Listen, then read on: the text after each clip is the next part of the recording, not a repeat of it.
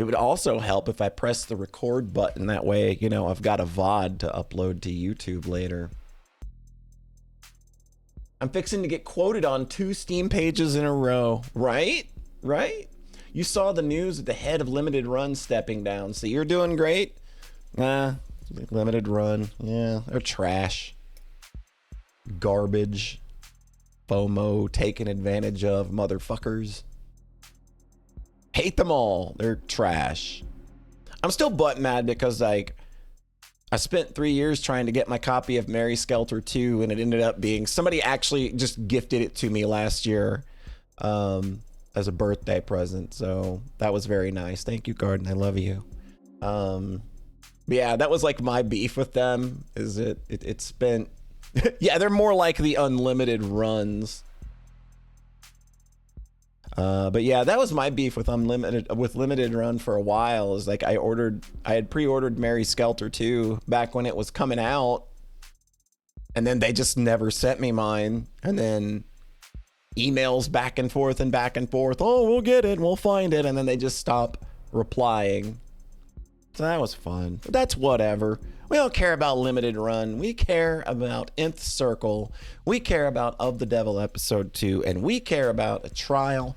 I'm sticking with my original call that I'm pretty sure Huey did the murder. I don't think that I've got a motive pinned down yet. I've got a couple ideas on the how. I think some of the details aren't. I don't think that he's given us reliable information to go on with regards to his testimony. I think some positioning stuff is coming into play. So that's kind of what I'm going to be on the lookout for. But that's all going to depend on like what our client's going to do, because what are we going to do? Like, this guy is just going to clam up now that he knows that we know. Like, I don't know, kind of just a lot up in the air right now, but there's no point and dilly-dallying further. We have a trial to get to, folks. We must not be late for the courtroom. So let's just get to it.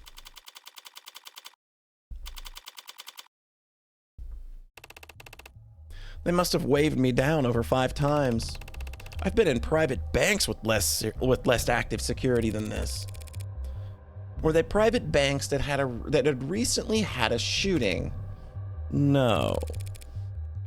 Then the comparison seems flawed. Armed guards in the halls, drones outside windows, androids standing firm in the streets, triple spectrum scans at every entrance. They really rolled out the red carpet for you this time. Got a feeling, no matter how this goes, there's probably going to be some kind of riot, right? I just can't think that the outcome of this trial is going to lead to anything good for anybody involved, because if the police lose it, boy, they're gonna be real butt mad at us and everyone involved. So if they were this concerned, why didn't they just move the trial outside of the city? The district attorney said as much, but the city council overrode them. The district attorney? You mean Ms. Rockford? Ms. Rockford's boss. Word of the attack yesterday is already trickling out. They can't afford a delay or to look like they've been successfully intimidated. There's such a thing as overcompensating. Also, our boy is looking real good today. He cleaned up real nice, didn't he? Woo! Sarah, I'm starting to get it. I'm starting to get what you see in here. Not in the stage of a security theater. Were you able to look over the DNA analysis that Cyanus completed, Adonai? Their report on the bindings? Yeah, gave me a lot to think about on the ride over. What have we got? Okay, a summary of the forensic DNA analysis conducted by Cyanus as follows. Sweat matches the DNA of subject A, okay. Skin matches.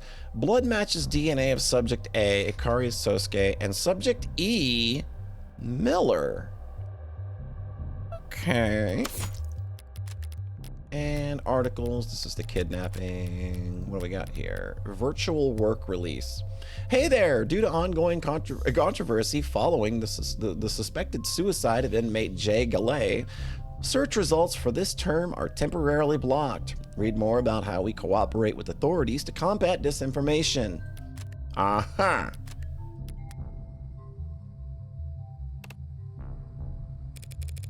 You're looking much better. I don't feel better. They gave me some sort of injection last night. I woke up in much more pain, but they still insisted on taking off all of my bandages. Some sort of injection. Sosuke consented to intravenous injection of a recovery accelerant at 9:33 p.m. last night. You consented without knowing what it was. I nodded.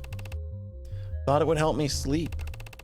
That interrogation room floor isn't exactly ideal for rest. Spoiled brat. This is the same guy who was confidently telling me he was fine with going to jail. What about you, Adonai? Were you able to get any rest?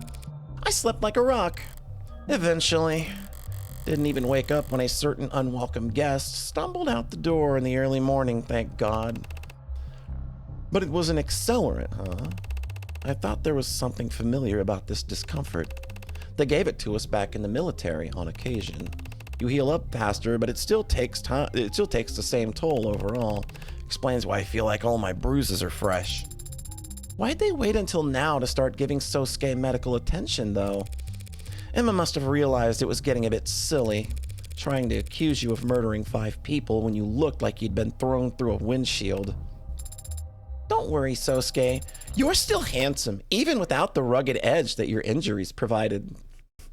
Our girl's going for it. Hearing that doesn't make me happy, you know. Then why are you blushing? It's not like you're spotless. You still have a mark under your left eye. No, I've had that since birth. Morgan, come on. Oh, I was told once that it's charming. Why'd you bring it up? Is it not charming? So needy. Yeah, that would have been fun to see like what her reaction was when she woke up. All right, so we got London back on the stand. I assume he's running over the same testimony he gave yesterday. Thank you for clarifying that to the court, Detective. That was the same story he told me yesterday down in the lower wards. He and Reyes were the second on scene, so they focused on clearing the lower floors before meeting with Rogers. Good to have it on the record so I can look it over. Detective London testified that he and Detective Reyes arrived as the second pair of officers on scene. Rogers had already apprehended the suspects, so we focused on securing the area. Sunshine and I cleared the first floor. All the rooms were empty, but one was unlocked. And that's one of the things I'm getting hung up on. Somebody was obviously there. As for the next item on the docket, calling the defendant to testify, seems like it's going to be a nothing burger. Not entirely, Your Honor. My client waives his right to decline. Does he now?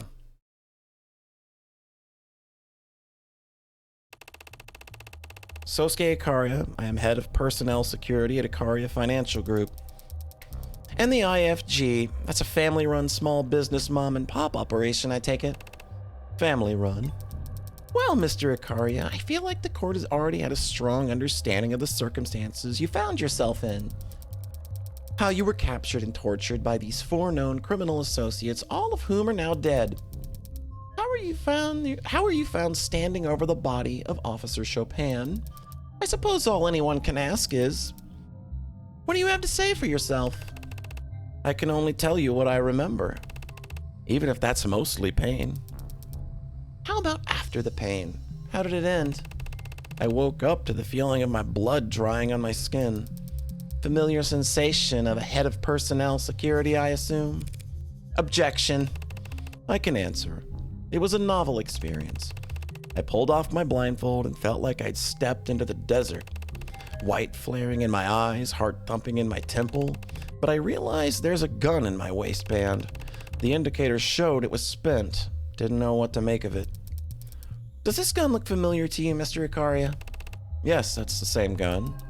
Let the record show that witnesses admitted to wielding the same magus used to kill 2 of the victims. Is this okay? I stumbled forward towards a door. And past it, the whole room seemed red. And other than that, you don't remember? Anything else you'd like to say to the court, Mr. Ikaria, before we finish? There is one more thing I recall. I remember holding my sword. So he admits it. You remember holding your sword.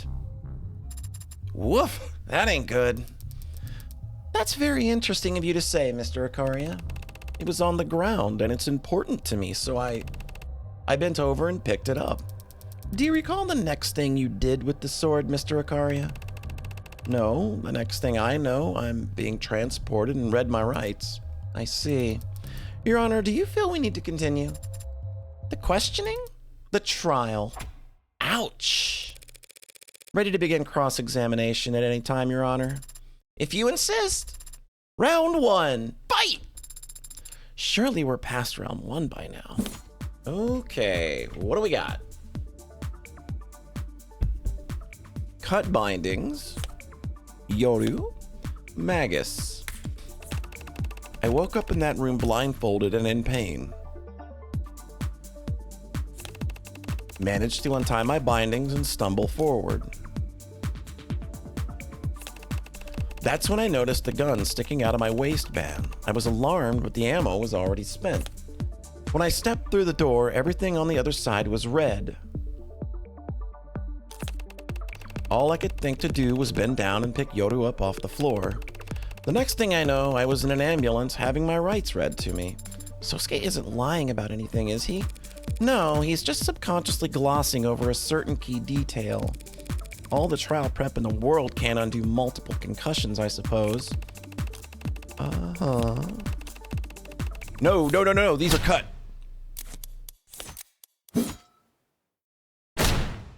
Now, how's it going, Happy Dude? We're gaming.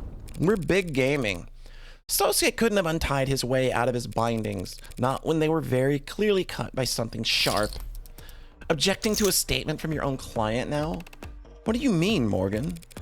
These pieces of cloth were recovered from the room where you were held, Sosuke, and they've very clearly been cut. You didn't struggle your way out, you cut your way out. Yes, now that you mention it, that's right. Is this how we're gonna throw the knife into play, finally?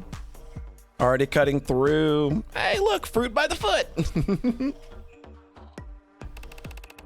If I cut myself out first, Your Honor, the people ask that the defense do their testimony coaching before the trial begins from now on. As it stands, this has been a colossal waste of time. Yeah, I mean, this detail probably isn't important, right? It's very important, Your Honor. If he used a blade to cut himself free from his bindings, that means Sosuke couldn't have gotten free until someone handed him a blade. Meaning that the people's theory of a daring escape mid-interrogation, okay, is doing just fine, thank you for asking. None of us in the court here today seriously believe this man or his memory can be taken as the truth. Then forget him and just look at the bindings. They're hard physical evidence that they had to have been cut by something sharp. What do we know that fits that description? You think it was Yoru? His captors kept him bound in that room most of the night, then cut him from his bindings with a sword to bring him into the main room for questioning, where he turned the tables on them before slaughtering them all. Badass. Well, counselor, are we done here? Could the katana have been used to cut those bindings? Looking at the actual bindings themselves, no. It couldn't have been the sword.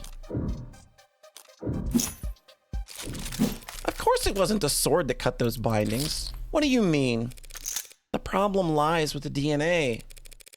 Your Honor, if we could please draw the court's attention to the forensic analysis of the bindings, you'll notice your client's blood, obviously. Yes, obviously. But upon closer inspection, you'll also see that blood from Miller was found as well. The poncho guy? Who was stabbed in the throat, as the court may recall, by your client's sword, as is no doubt still fresh in the jury's memory. Well, how can that be, Your Honor? What do you mean? Yeah, Blade, like a movie. Is it not sharp enough? What a piece of... How can Miller's blood have ended up on the bindings that kept my client from leaving the room in which he was held? Unless Miller was killed before my client was ever cut free. That's kind of a big deal, isn't it? I thought so, at least. She's lying! That's not possible! You thought wrong, counselor. It's true that the katana has blood from Miller's stabbing on it, and I'll admit that it's surprising to see his blood on your client's bindings. Miller's autopsy shows he had no wounds besides the fatal puncture in his neck. So the bindings on my client had to have been intact at the time Miller died. But those bindings didn't need to be cut before your client could kill him. What? If your client's wrists were left bound for questioning, he could have stolen the gun, killed Tanks and Creek, then picked up his sword, as he just stated in his testimony, and set to work. Lady, what do you think this guy can do with his hands bound? Emma, I think you are really reaching here. Holy crap.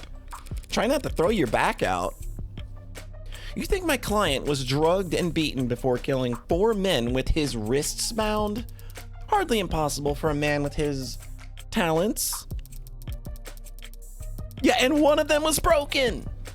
And there's no other explanation for why he would have cut his bindings with a sword that, as you insist, must have already been used to kill Miller. No other explanation? Not even if he used something else to break out of confinement?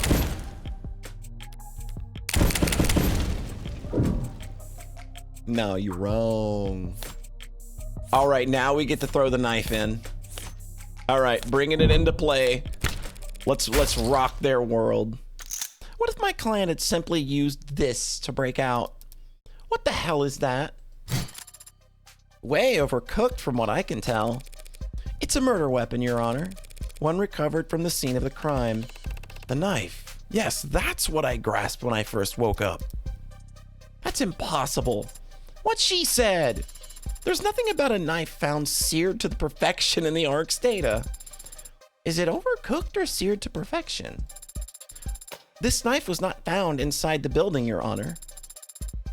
I retrieved it from the alley immediately beside it. Your android did? Needed to submit video evidence of the entire afternoon to verify it, Doubting Thomas? It's not the android I'd have trouble taking at her word, counselor. What forensics have been performed on it? There are no fingerprints remaining, and the DNA present in the blood is too damaged to be of use, but I have identified at least 2 different blood typings, AB- and B-, Your Honor. Your Honor, the people are of course interested in forensic analysis of any evidence that seems pertinent to the crime at hand, but this was retrieved from an alleyway dumpster, a soot-filled drum near the alleyway dumpster, from an alley in the lower wards. Without strong evidence linking it to the crime, I see no reason to entertain the idea that this is some kind of 4th murder weapon. 3rd murder weapon. What? The bat was post-mortem. The point still stands. Well, how about it, Morgie? Any link between this totally not suspicious fire-broiled knife and our crime? Or should we just throw it back in the garbage? Again, it was a soot-filled drum by the garbage. Of course I have more to go on than mere proximity, Your Honor. I have proof right here that this knife is what Sosuke used to cut himself free.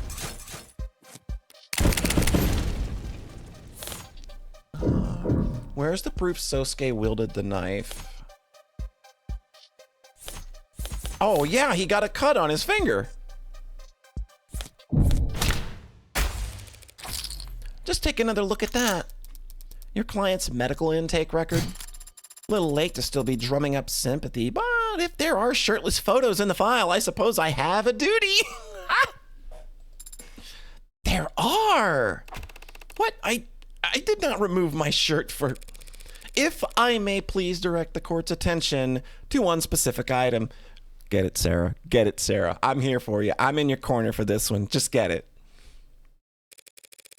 Slight laceration found on left hand. What do you mean slight? Like a paper cut? More like a cutting board accident. Neither paints a very gallant picture. But if he had a cut on his finger when he was first arrested, then it must have been sustained around the time of his escape. Like when he was using a knife to cut himself out of bindings while blindfolded. Yeah, that makes sense.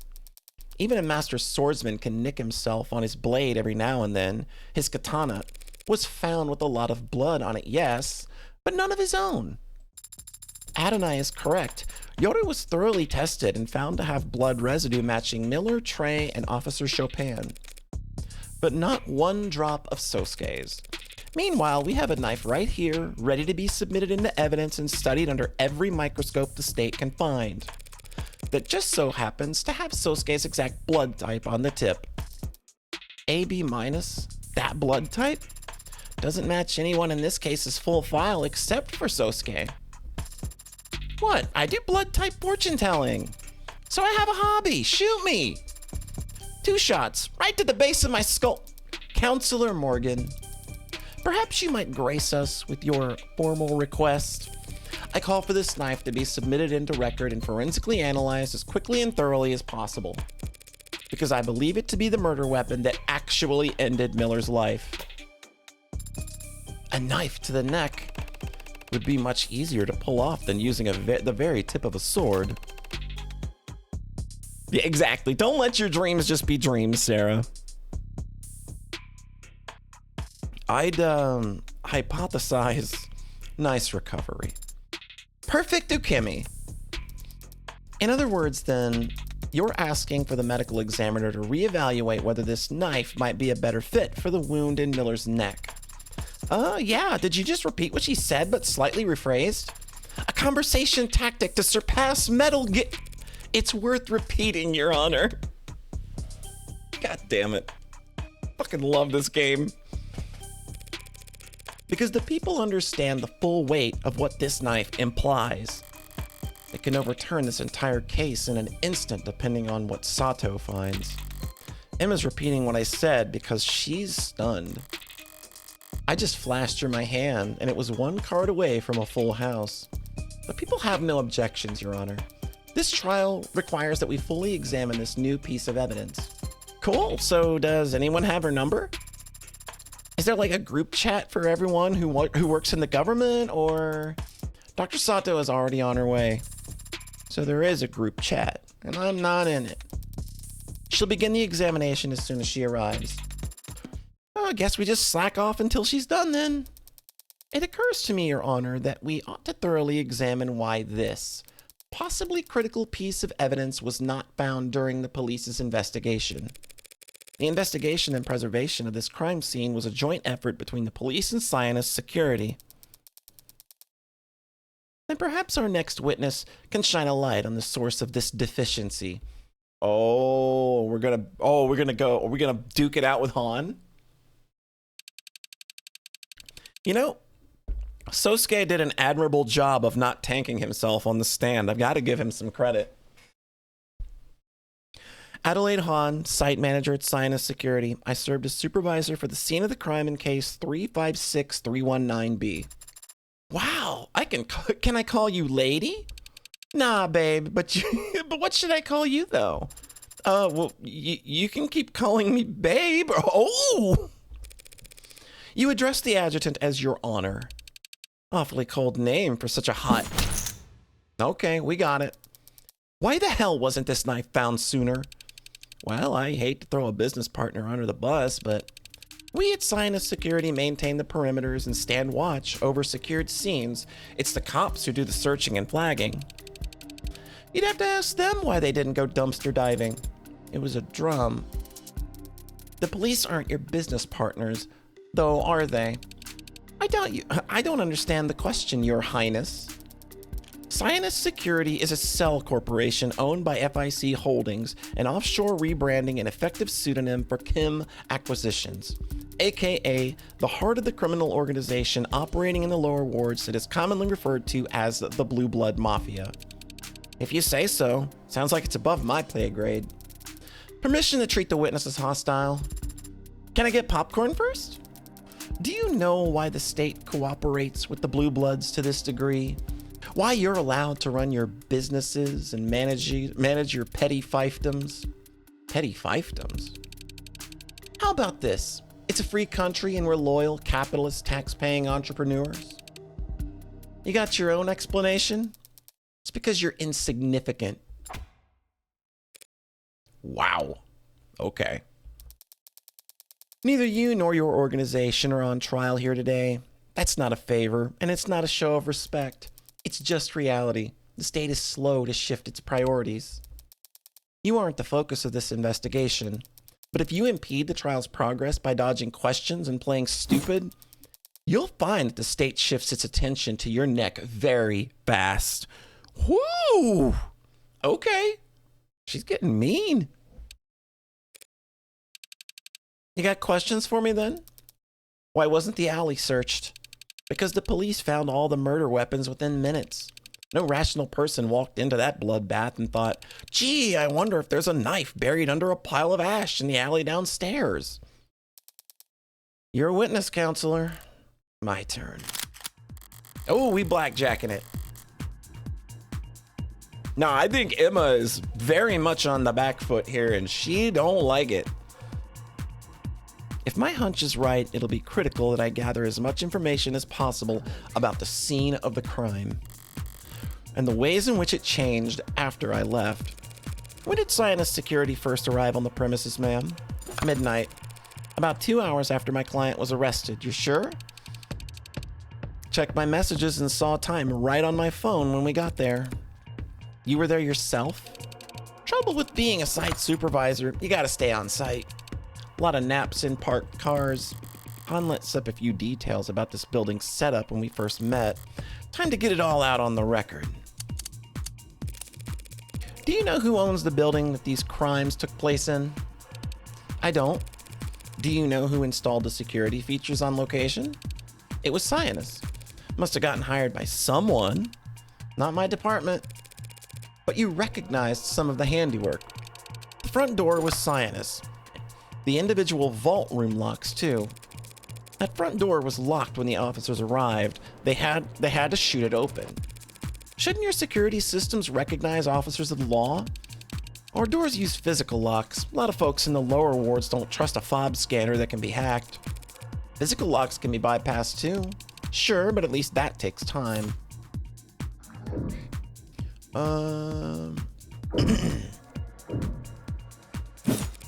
Is there any way to unlock the front door without its key? I mean, you could use a spare, right? Is there any way to lock that front door without its key? Yeah, but the technique's real complicated. You walk out and let it shut behind you. The door is designed to lock behind you automatically. It's a selling point for a building designed to be secure. Okay. It was a warm night, I'll bet. You asking me about the weather? Not exactly grade A small talk. Relevance, Your Honor? I was trying to be polite, but if you insist. Were the windows open in the building when you arrived? There's a lot of windows, not sure. The crime scene and the room directly below it, were their windows open? Yes, those windows were open when Sinus arrived. Strange. Didn't rain that night? That drizzle was over before 9 p.m. And even if it had been a downpour, it's not a crime to risk getting your windowsills wet. All right, so the building wasn't completely sealed by the time you got there. She is kind of the Edgeworth of this game. Yeah, because I feel like she's not really been too mean as a district attorney yet. But she's really stepped it up in episode 2. Why was the building soundproof? I don't think that's relevant. Okay, tell me about the alley. The knife was found in the alley only yesterday, even though the police should have searched there. Yep, seems like not everyone did their job. Did you do yours? Was the alley monitored around the clock? It was. Any disturbances in the scene of the alley? No, none. I mean, I've already hit 21. There's no point in pushing it.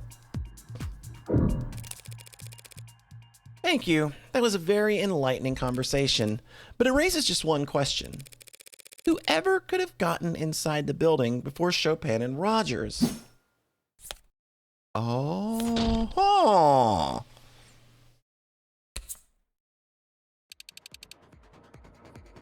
The hell are you talking about?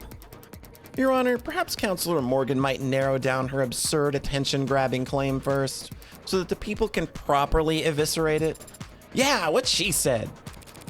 Someone got into the building before Chopin and Rogers did. That's become obvious. What are you talking about? The only way into that building was through the front door. Chopin had to shoot it down. Are you suggesting that he didn't even try turning the handle first?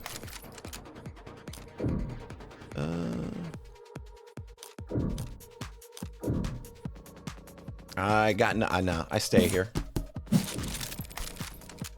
Glad that bot catches those so I don't have to worry about remembering the mod commands. Well, the mod would be just like /ban and then type the first few letters of the name and then hit tab and make sure you're aiming at the right person. Not a lot of people know that you can just tab to autocomplete after you type a few letters. It helps in the banning process. So the door was definitely locked when those two arrived. This witness had testified that the door is designed to lock itself automatically. So it's impossible for the door to have been left unlocked, as you say, but in that case, if we know that the front door was locked all night, and we know that the master key was found on Creek's body on the 3rd floor, then where do I even... What the hell are you trying to say anyway? Just that they used a spare key. Oh, a spare key. How convenient. But completely unfounded. The witness just testified that a spare key is the only other way in. But there's no proof that a spare key even exists. Probably not, no. Probably? So how about I show the courtroom where it was hidden instead?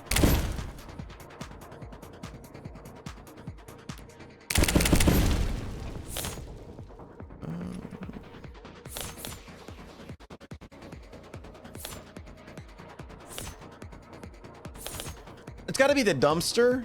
Like, could they... Because it shows signs of being moved. So they could have like hidden the key under the dumpster and then moved it to get to it or something.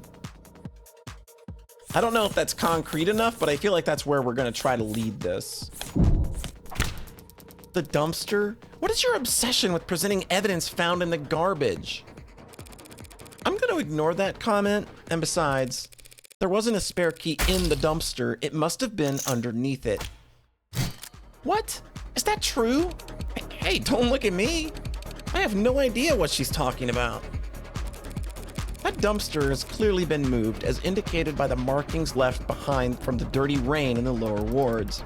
We can all see those marks, Counselor, but it could have been moved at any point after the last time it rained down there. The witness just testified that the last time it rained was 9 p.m. on the night of the murder. So what? Your claim is that the spare key to the front door was left underneath the dumpster?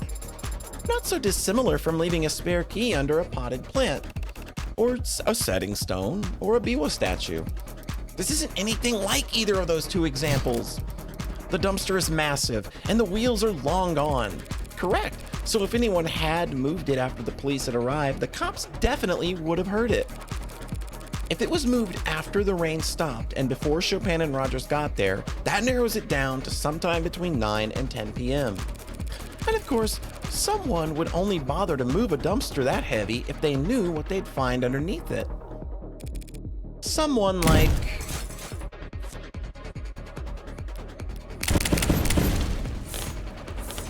It's you. You could move it. She could absolutely move it. She has modded arms. She would not have it. She would not have any problems moving a dumpster. It had to be Han, of course. Counselor. Oh, you're fidgety now.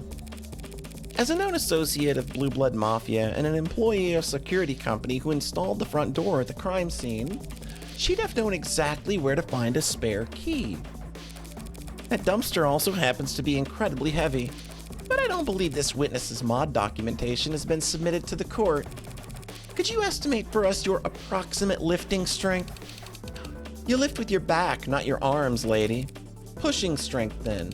Me? I couldn't push over a flower. Fact is, you're just bullshitting. There's no proof for any of what you've said.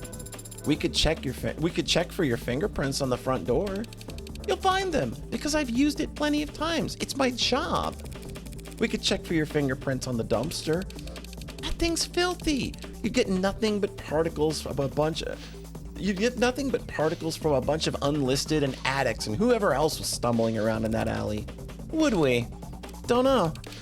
But after you do, I might just recall how I nearly puked when I saw the crime scene, and how I might have stepped out into that alley to catch my breath. Would you believe I rested my hands on the dumpster then?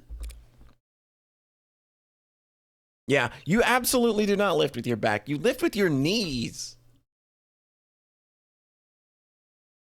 I know this because I've messed my back up a couple of times making that mistake. This line of questioning is unproductive, Your Honor.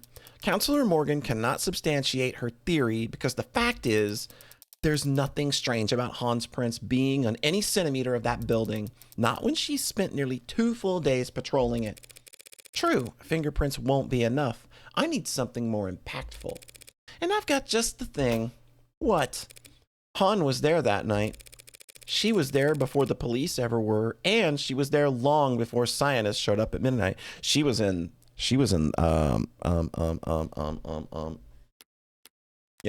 that locker. And I can prove it right now. How? Exactly. What? I'm going to prove how she got there before the police did. Oh. What the hell was that? Adonai, did you really have to do that again? What is happening right now? This is a simple whistle. Every time I press it, every ad in the courtroom picks up a rather nasty frequency, as does any phone with the proper receiver app installed.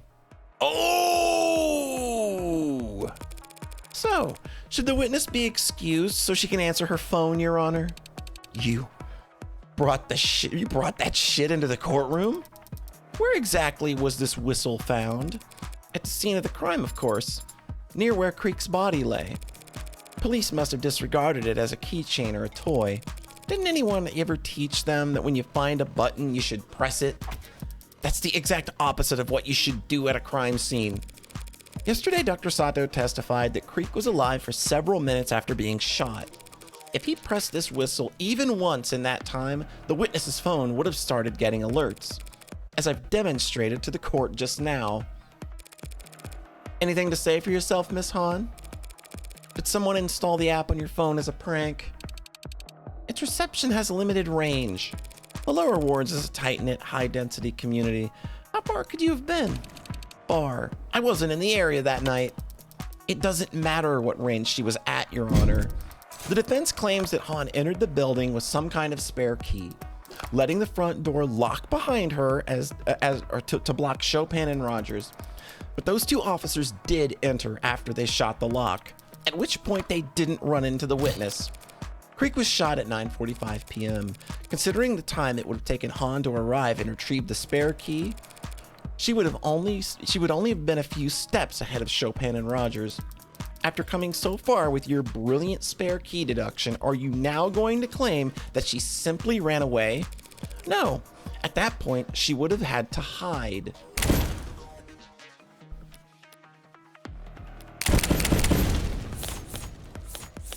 Yeah. The first floor vault.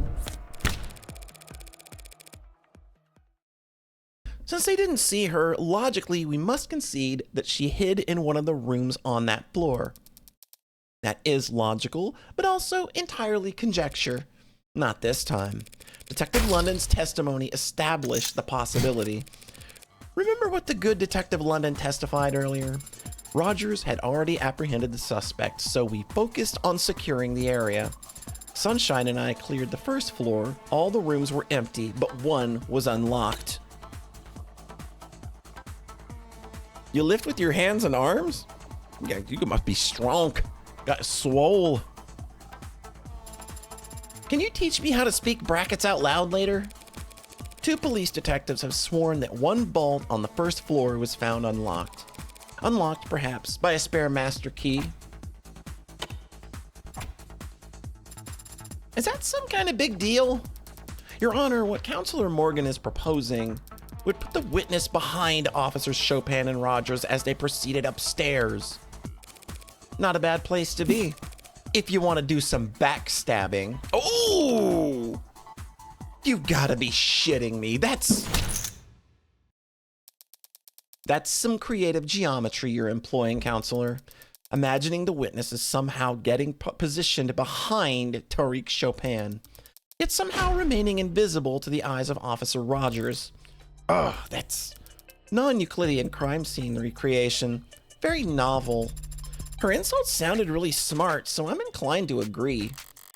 I thought I had something, but when I tried to put the cards on the table, how could Han have gotten behind Chopin on the 3rd floor? Was Rogers distracted at the window, maybe, or... Wrong question. I'm getting ahead of myself, trying to work backwards at this point.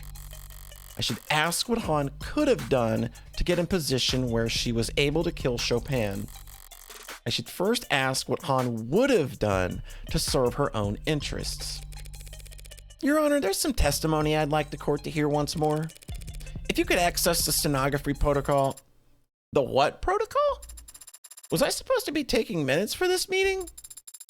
I can recall any testimony you want to review, Adonai. If Han won't self-incriminate, then the only testimony that can give me a clue as to her actions would be...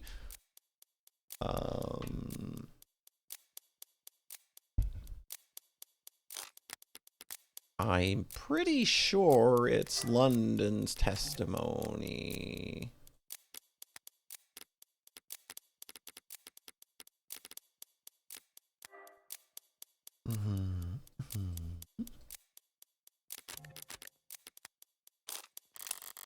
London's testimony would tell us how he and Reyes found the 1st floor, but Chopin was long dead by then, so Han would have been...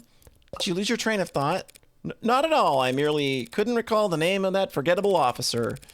Sarah, recite Rogers'... I knew it was Rogers. I was just making sure the chat was paying attention. Recite Rogers' testimony from yesterday. Start from after they entered the building. What are you fishing for? We heard a loud slam. Chopin... All right, duh. Chopin gets all deadly serious and insists I stay and go ahead. That's it.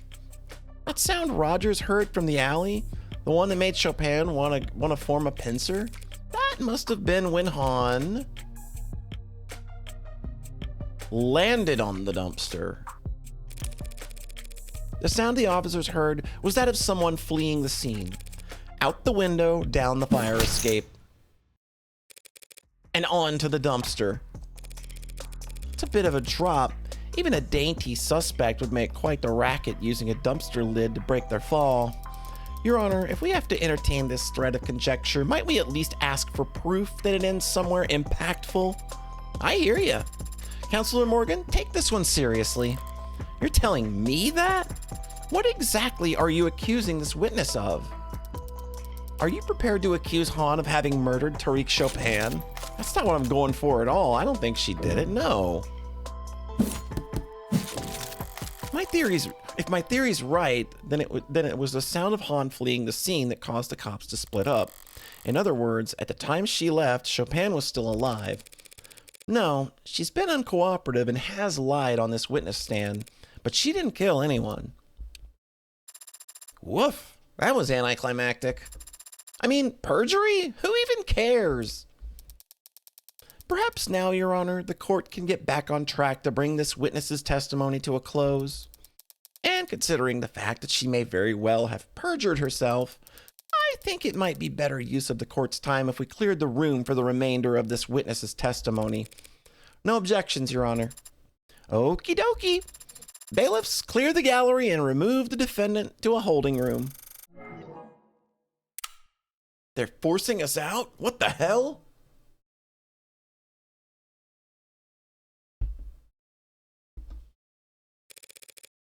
Hey, tag along, would you? With Sosuke? Can't let someone with a concussion fall asleep, right? I am certainly not still concussed at this point. See? He's delirious. Trust me. Very well, Adonai. Good luck. And you get some alone time with your boyfriend. It's all good. No need to look so down. Place empties out faster than I thought. No gallery, no jury live feed, no bells and whistles. You just give your testimony to the defense and the people and moi. Then, when you're done, I get to watch them argue over whether or not I should add it to the record. So, you think I got something contentious to say? Sorry, but it's going to be more of the cold shoulder. What I think is that you're scared. The hell of what? Who? You? An audience. What? The pigs? You think I give a shit what any of them thinks, says, does? Even if any one of them might leak what you say back to the old guard? What's an old guard? The ruling faction among the Blue Bloods, who use young bloods like this witness as their cannon fodder. Yeah, you could be like, oh man, what if it just happened to conveniently sneak out that she snitched in court?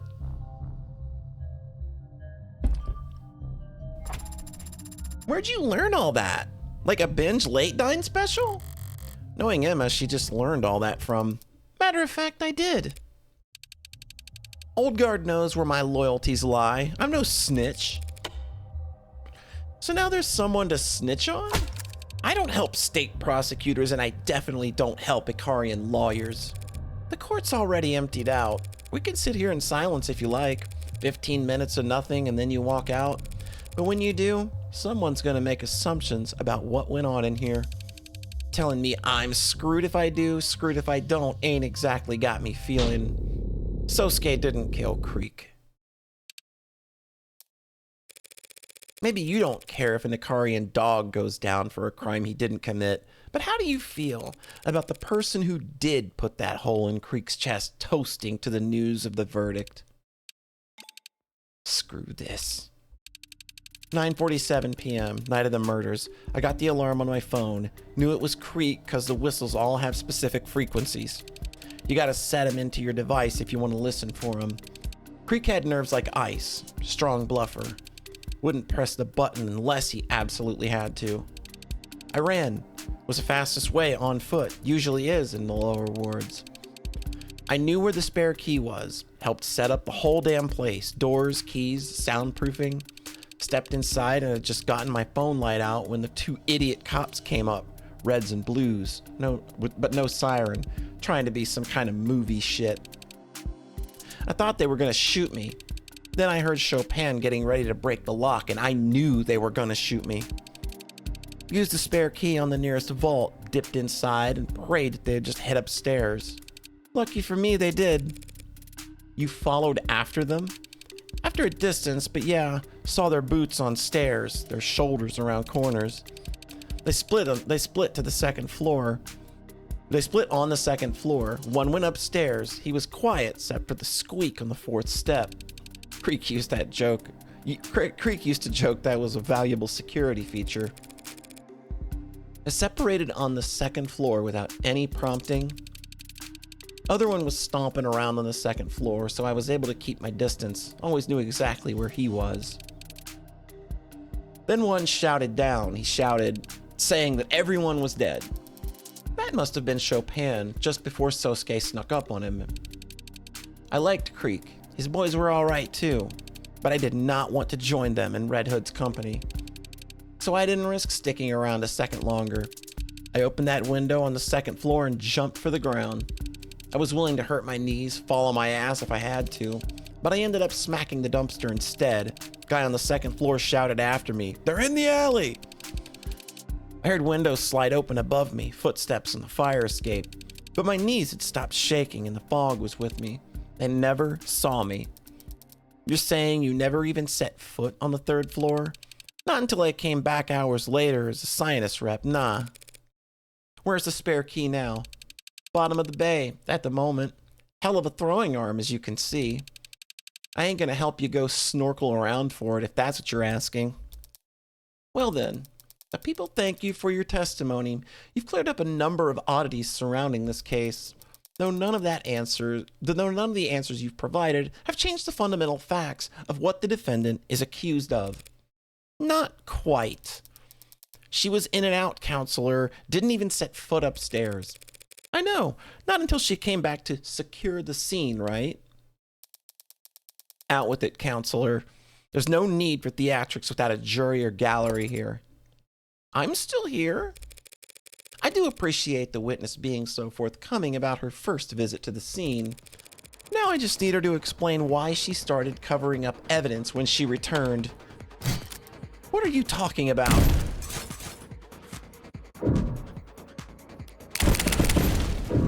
What evidence did Han try to hide? Said no attorney ever.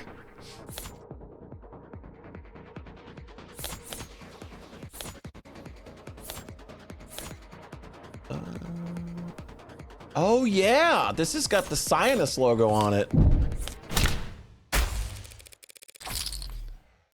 Why go to such effort to hide one small scrap of paper? What is that? More trash? Seriously? That's exactly what it is. Trash. Garbage. Some idiot knocked over a trash can on the second floor. It's a big building. This stuff happens. Still don't want to answer? That's okay. I will. You covered up that scrap of paper because it implicates you as an accomplice. Didn't see that coming. Because it's nonsensical, Your Honor. Counselor, you just got done explaining how Han arrived after the pod was killed, then left before Chopin died. Not an accomplice to murder. Just the mafia equivalent of leaking government secrets. Even though the papers were almost entirely illegible, it only took 4 characters for the P-492 plan to blow up in court yesterday. Years of blue blood planning all down the drain because Creek was reading something he shouldn't when he died. But if he shouldn't have had it in the first place, one has to wonder where he might have gotten it. All because of that one goddamned watermark. Identical to the one on your own business card. Sionist Security? You leaked the red ink? Creek never asked nobody for nothing. Dumbass was a giver. Gave money, food, blood, more than any of us. Enough that the weaker ones wouldn't have to get stuck. Guy like that came to a two-faced con hostess like me and asked for help. That red ink is radioactive. Anyone caught with it? Why would he ask you for it? Old Guard knew Creek was charismatic, brave, smart. Everything they feared in a young blood. But they also knew Creek made them too much money for them to just off. So the Old Guard decided to wear them down instead. More jobs than any other crew, more responsibilities, less downtime, no sleep. Keep them too tired to have the time to rebel, then wait for them to screw up, so you can make an example of them when they do. Managers would do the same thing when a host got too full of themselves, started thinking they were the ones bringing in the money, that they were the ones that should keep it. Just put them on the grind. Grind them into dust. Old bastards had them trying to grab that Icaria kid or whatever. At the same time, another expected them to do some kind of arms handoff to a big shot. At least that was the rumor. Look, point is, Creek knew they had a target on their back already, so they wanted some kind of deterrent. They could have dropped their red ink into any inbox in town like a tactical nuke if they wanted to. But maybe that's why they fired their missiles first. You think the Old Guard killed Creek? I don't think it was that pretty boy Hound nursing those broken bones. Did he off this Chopin guy though? I mean, I'd kill a stuck-up spoiled prick like that for no motive, so... Did that answer your questions, counselor? Not the most burning one. When did this scrap of paper arrive on the second floor? Wasn't there when I ran out the window. It was dark and you were panicked. How could you have even noticed? Paper's white. If you had seen it, would you have taken it? You kidding? Yeah, of course I would have taken it. Would have eaten the damn paper to make sure. Why didn't you simply eat the damn paper later when you did see it? Removing an item from an ARC scanned building would set off any number of red flags, and the first thing that would happen is they would wind the clock back to see what it was. That's what I did. Looked back to see how the hell I missed it, but the damn thing was in every pick the ARCs had right from the beginning. Knocking over trash to hide it was the best I could do. Low reward survival tactics. Hide in numbers. If this scrap wasn't on the second floor when you left, but was on the ARCs from the start, that means Reyes' body cam saw it by the second floor windowsill, the one that connected to the fire escape. Your Honor, I believe we're done with this witness, even though we've all managed to all we've managed to establish is that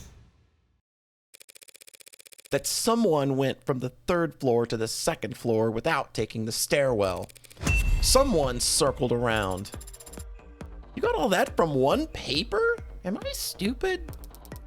Just because those papers originated on the third floor? If that scrap was found by the windowsill, someone could have taken the fire escape. Exactly. Could have. Not someone could have. Yeah, that's exactly what's going on here. But obviously they didn't, because then they would have run right into Dr. Sato. She has some evidence or DNA or whatever. Maybe even an update autopsy report if you even care. Should we let her in? Your Honor, you're the one overseeing the trial, so I can cry if I want to. Open her up and kick the flirt out. Hey, Miss Morgan. That Ikarian dog didn't kill Creek's pod. No, he didn't. You gonna find out who did? Not your job, huh? Guess I deserve that. Finding Creek's killer is not technically my job either, Han. But if they're brought before me, I can promise I won't hold anything back.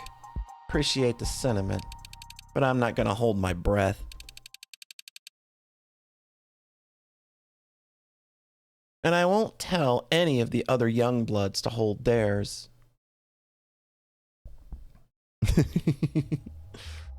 Phew. Lots of news to break. I'll leave the interpretation of the good and the bad to you two. That's cool, just imply I'm the ugly, it's fine. Counselor Morgan's hypothesis stands. This knife matches Miller's entry wound. Well, how about that? we get a lot of Sato in this episode. Y'all's system sucks. I'm fucking out of here. Well, how about that? And it matches the wound better than the katana considering what we discussed yesterday. I'd be ready to say this is definitely the murder weapon used to stab Miller. But I've had no more luck with DNA testing than Sarah did. You weren't able to get anything? Nothing on the range of admissibility. However, like Sarah, I was able to perform a blood type analysis on the blade. And while I also found A, B, and B- samples on it, I found one more blood type as well. A+. Well. I know what a cell corporation is. We know what those are. That's self-explanatory. It was in the last episode. After analyzing the knife Sarah discovered, Dr. Sato concluded that it is the blade that was stabbed into Miller's neck and not Sosuke's katana. Gotcha. So, we're looking for A+ blood. We're just kind of looking for people. Well, looky here. Okay.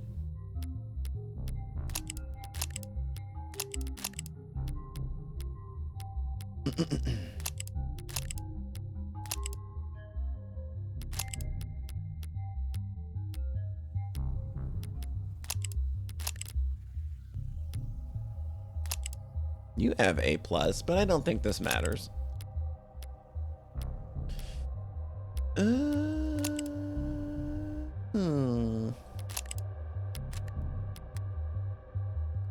Okay, I think I know where we're going here.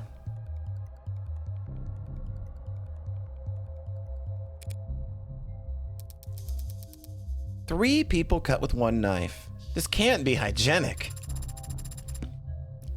As long as you don't stick it in your mouth, you should be fine. Poor Sarah. A+ blood. Who was there that night that had A+ blood? Your Honor, these findings bring a rather alarming fact to light. If Dr. Sato believes that Miller was most likely stabbed by this knife and not the katana, that means that this knife was also the source of Miller's blood on Sosuke's bindings. So either my client killed 4 men while cycling between a gun, a sword, a bat, and now a knife with his wrists tied together and 1 hand broken, all before ever stopping to cut his own bindings, or he was still in captivity when the Blue Bloods were killed. But wait, that almost sounds like an alibi for 4 of the 5 murders. That is not an alibi, Your Honor. Merely an increasingly strong shadow of doubt. The jury can decide that for themselves. The facts surrounding Tariq Chopin's death still stand. Sosuke Ikaria was the only living individual in the room Chopin was killed in. Sosuke Ikaria is the only person with his fingerprints on the katana, something he corroborated with his very own testimony just a short while ago. And the defense theorized the fleeing suspect has already been revealed as incapable of committing any of these crimes. Yes, but unfortunately for the people's case against my client, there is evidence that completely overturns our understanding of how Chopin died.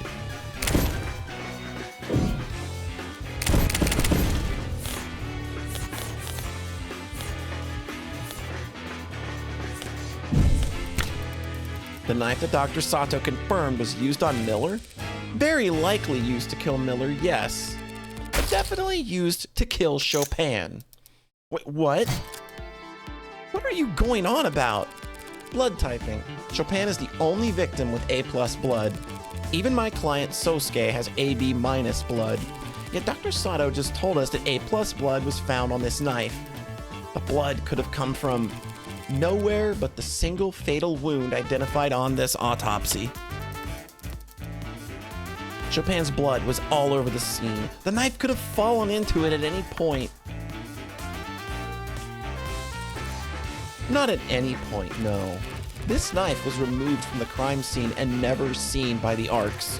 That means it had been moved into the alley before Detective Reyes arrived on the 3rd floor. But Chopin was impaled by the sword. We've seen it. Yes, but not fatally. How could that stab wound not be fatal? Because it was post-mortem. Damn. All right. I'm kind of good at this lawyer thing.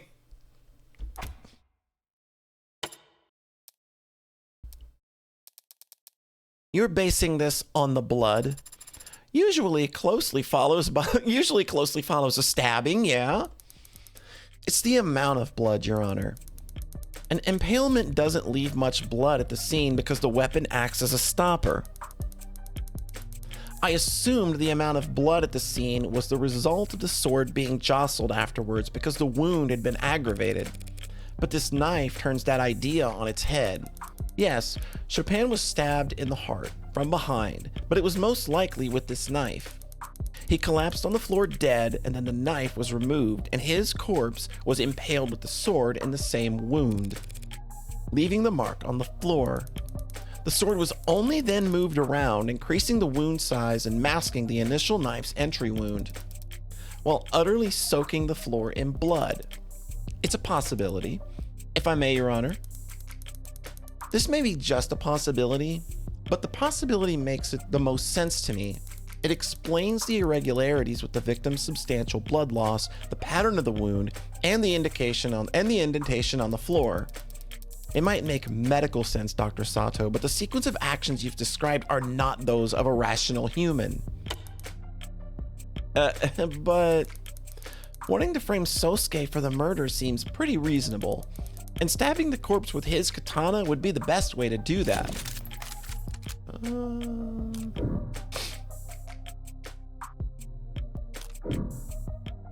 Yeah, I think this is the only way you frame him.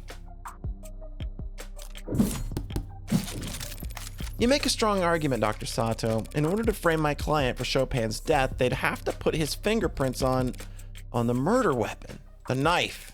They wouldn't need to stab the corpse with Sosuke's katana. They could have just put the knife in his hands. Oh, swapping out the murder weapon and disposing of the knife is 2 to 4 times as much work. That many more chances to make a mistake. It's nonsensical. Stabbing Chopin's corpse with a katana didn't help them frame Sosuke. So what did it achieve? It made a big mess some poor schmuck would have to clean up. Yes, that's... Chopin's blood nearly destroyed all the red ink docs on the scene. So it was done on purpose. Somebody didn't want the information in the red ink docs getting out. Okay, my brain's kind of got the timeline now.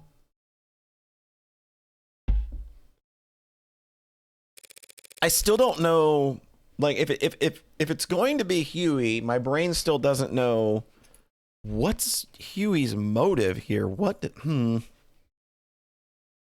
says that's a coincidence? What if Chopin was stabbed twice just so that his blood would cover up the red ink docs? This is insane. Makes sense to me? No, not your logic for the stabbing. The idea of yours that Tariq Chopin was part of some kind of conspiracy to defraud the city. Agreed, that is insane. I believe just the opposite. You what? Tariq Chopin was an unpopular, straight-laced political aspirant working as a cop only to improve his electability. His personality, his family, his goals, he'd had every reason to blow the whistle on Prop 492. Just to get the whole project canceled, leaving the lower wards in an underdeveloped lurch. A lot of people would hate to see that happen, a lot of blue bloods, but the son of 2 city councilmen wouldn't care, and an Icaria like my client would be actively rooting for it.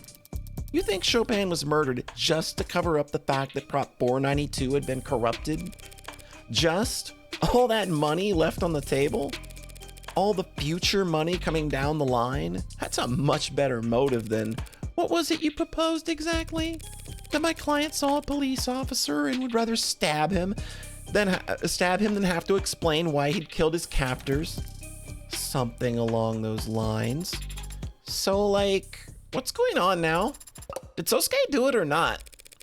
That will be cleared up in very short order, Your Honor, with the help of our final witness. Oh, get your ass in here, Huey. Give me that ass. Give me that ass.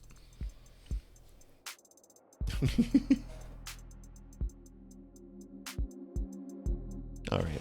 I'm going to take a quick break. I need to refill my water. My mouth is extra dry tonight, but we will get right back to it here in like 2 or 3 minutes. Be right back.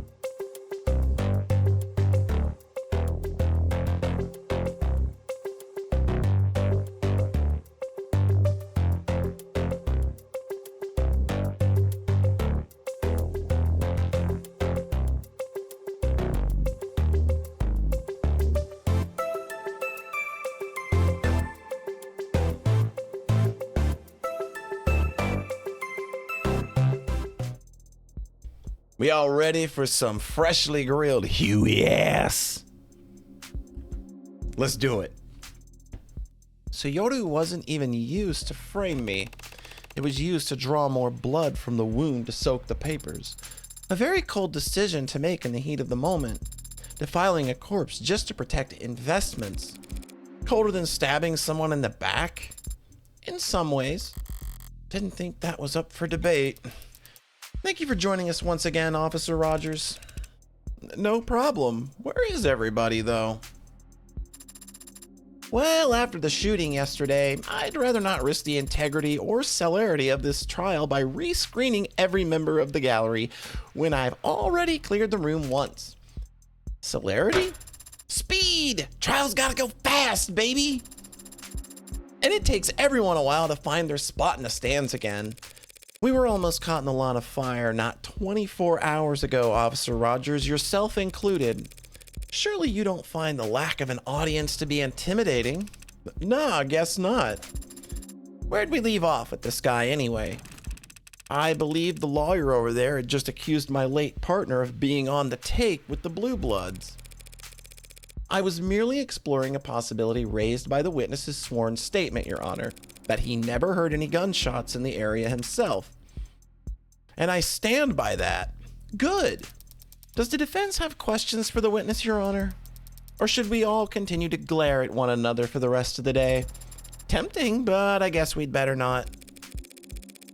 Your Honor, we ask that the witness testify once more about how he and his partner arrived on the scene. Oh, is it oh, that is, isn't it? I played a little White Wolf when I was younger. I think I mostly played Changeling, though.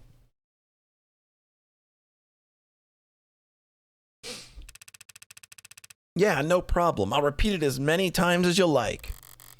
I'm gonna have to call you on that. Whittle. It was a quiet night, and then my partner heard gunshots. We headed for the nearest known Orca hotspot, arrived at the... Okay, gotcha. Door was locked. I checked the alley, but didn't see another way in. So Chopin shot the lock off the door, and we entered. Followed some kind of loud music up the stairs, then there was a slam, and my partner bolted to the third floor. About a minute later, I heard a thud from upstairs, came running. To find the defendant standing over my partner's dead body. Adonai, are you waiting for something, perhaps? Just savoring the moment, I suppose. There's only one thing to do at this point, and once I hit the trigger on it, things will really take off. Quit that already! As I've mentioned, I feel many times by now, that is a very unpleasant tone, Adonai. Sorry, Butterfingers. Hasn't anyone ever told you it's in poor taste to use the same trick twice? It's been a lot more than twice now. And besides, it's only an issue when it's used twice on the same audience. Speaking of which... Oh! You gonna answer that, Officer Rogers? Just to fill you in, officer, when I accidentally pressed just now is a whistle found at the scene of the crime. Weird coincidence that my little slip-up coincided with your phone vibrating. Can you read us the notification you received just now? Or should the court computers simply force open all your devices and splatter your data across the walls? Officer Rogers, you have a so-called receiver application installed on your device, do you not? Yes, I do. Is that in line with the department guidelines on use of third-party software on state-provided devices? It's not breaking any regulations. Doesn't need to earn you any demerits to make you look guilty as sin. You and your partner, that is. Did Chopin also have the app installed? We can go check. If having that app on your phone makes you guilty of something, you'd have to arrest half the cops patrolling the lower wards. What do you mean? It's common knowledge that orcas use unconventional tactics to talk to one another. Flags on buildings, clothes left out on lines, smoke signals, probably even messenger pigeons. Where? Don't jump scare me like that. When you've got a figure this statuesque, every pigeon is a disaster waiting to happen. Anyway, whistles like that aren't uncommon. So is it common for members of the police department to try to listen in on the chatter of groups like Blue Blood Mafia? Lower wards aren't a place cop walks into without every weapon they can carry, and that goes double for information. So there's nothing suspicious about his phone reacting to the horrible, horrible racket? Adonai, have I had to put up with that noise for nothing? Not for nothing. The witness is correct, Your Honor. There's nothing suspicious about having a receiver installed on any of your devices, even if you aren't a cop. But this one's listening for a specific signal.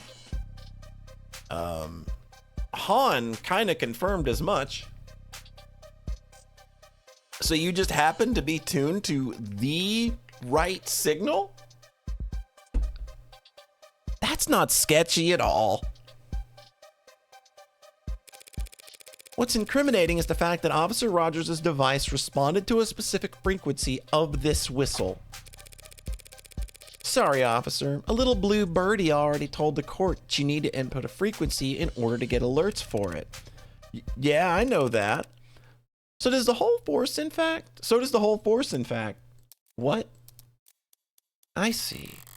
The hell is she reading over there? Officer Rogers, testify about this anonymous tip that the police departments received last night. Okay, of course. Haven't seen the submission myself, but it came through the department network straight to everyone's inboxes. Be advised, anonymous tip suggesting potential Orca analog chatter at the frequency listed below. Oh, that's just so convenient. Patrol officers in the lower wards use this information at your discretion. That's absurd. What's the point of informing every cop in the city about a secret communications channel? The Blue Bloods would find out that their line is compromised within minutes. Would they? I don't know. I don't control how anonymous tips get handled. But as soon as you got an email telling you that there might be criminal communications occurring at a random frequency, you tuned into it right away? Believe it or not, I'm a little concerned about criminal communications these days, having seen my partner murdered by an Orca right in front of me, barely 24 hours before nearly getting shot myself. Back up. You saw the moment of your partner's death? That's news to the court. You know what I mean. Your Honor, the tip was submitted and the frequency was spread throughout the police department network, likely because the Blue Bloods believed it to be compromised, having already used it at the scene where 4 of their members died. Officer Rogers may have the receiver on his phone, but so do many other police officers in this city. The app doesn't provide timestamps of when frequencies are added, so there's no proof of when his phone first started listening for the frequency. Neither he nor his partner were members of the organized crimes unit. Therefore, they had no criminal information of their own, and they could not have obtained this frequency before the rest of the department. Since the defense cannot prove that this signal was acquired illegitimately, I never said I couldn't prove that. Okay.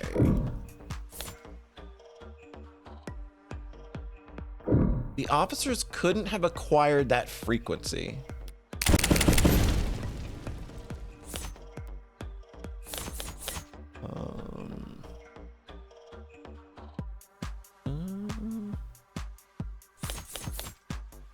Classified document. Oh. Used on creeks and tanks. Jailbroken. There it is. It was found on tanks during a frisk 1 week ago. It's jailbroken, illegal to possess. I want to look at that gun. That got updated during yesterday's trial, did it not?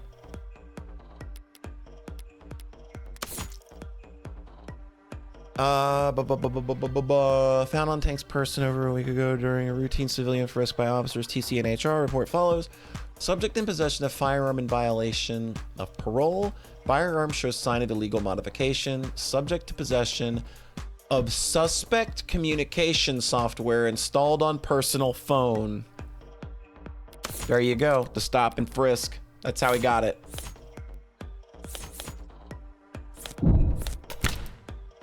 The gun, what of it? Not just any gun, a Magus, legally registered to Anchor Ton. And how do I know that?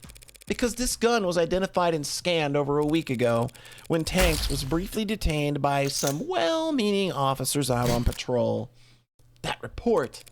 Officers TC and HR reported the following: subject in possession of a firearm in violation of parole, and subject in possession of suspect communication software installed on personal phone. He wrote all of that in the report? You and your partner found the emergency frequency for Creek's Pod over a week ago by skimming Tanks' phone, and sat on it until last night when you kindly dropped it off in the tip box. What the hell are you even saying? Why would we frisk a perp, get good intel, and keep it to ourselves? For the same reason your partner might report a generic shots heard over the police network when you already knew exactly where to look. The same reason he'd be ecstatic at finding documents on Prop 492 at the site of an Orca bloodbath. You wanted your gold stars. You wanted to be the first on the scene at the site of a blue blood massacre. Counsel is badgering your honor and losing her meager thread of logic in the process. The previous witness testified that there was, in fact, a silent alarm that night.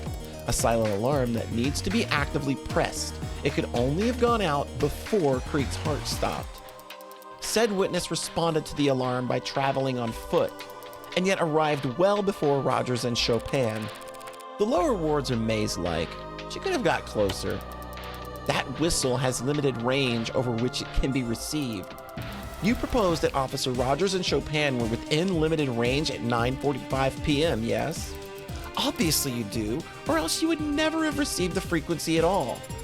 So if person H is on foot and individual R is in a police car, and they both receive a signal at the same time, and a train leaves Appletown at 3 p.m., that seems like an irrelevant factor. All the court need consider is this: how could Officer Rogers and Chopin have possibly arrived later than someone traveling on foot if all three were within that range?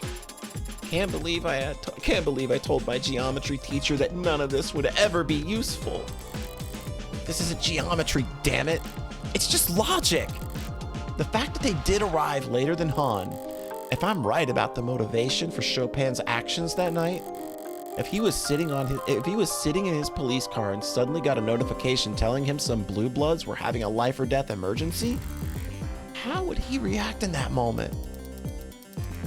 It would seem the defense does not have evidence available to address this contradiction, Your Honor. Evidence explaining exactly how Chopin proceeded to the crime scene?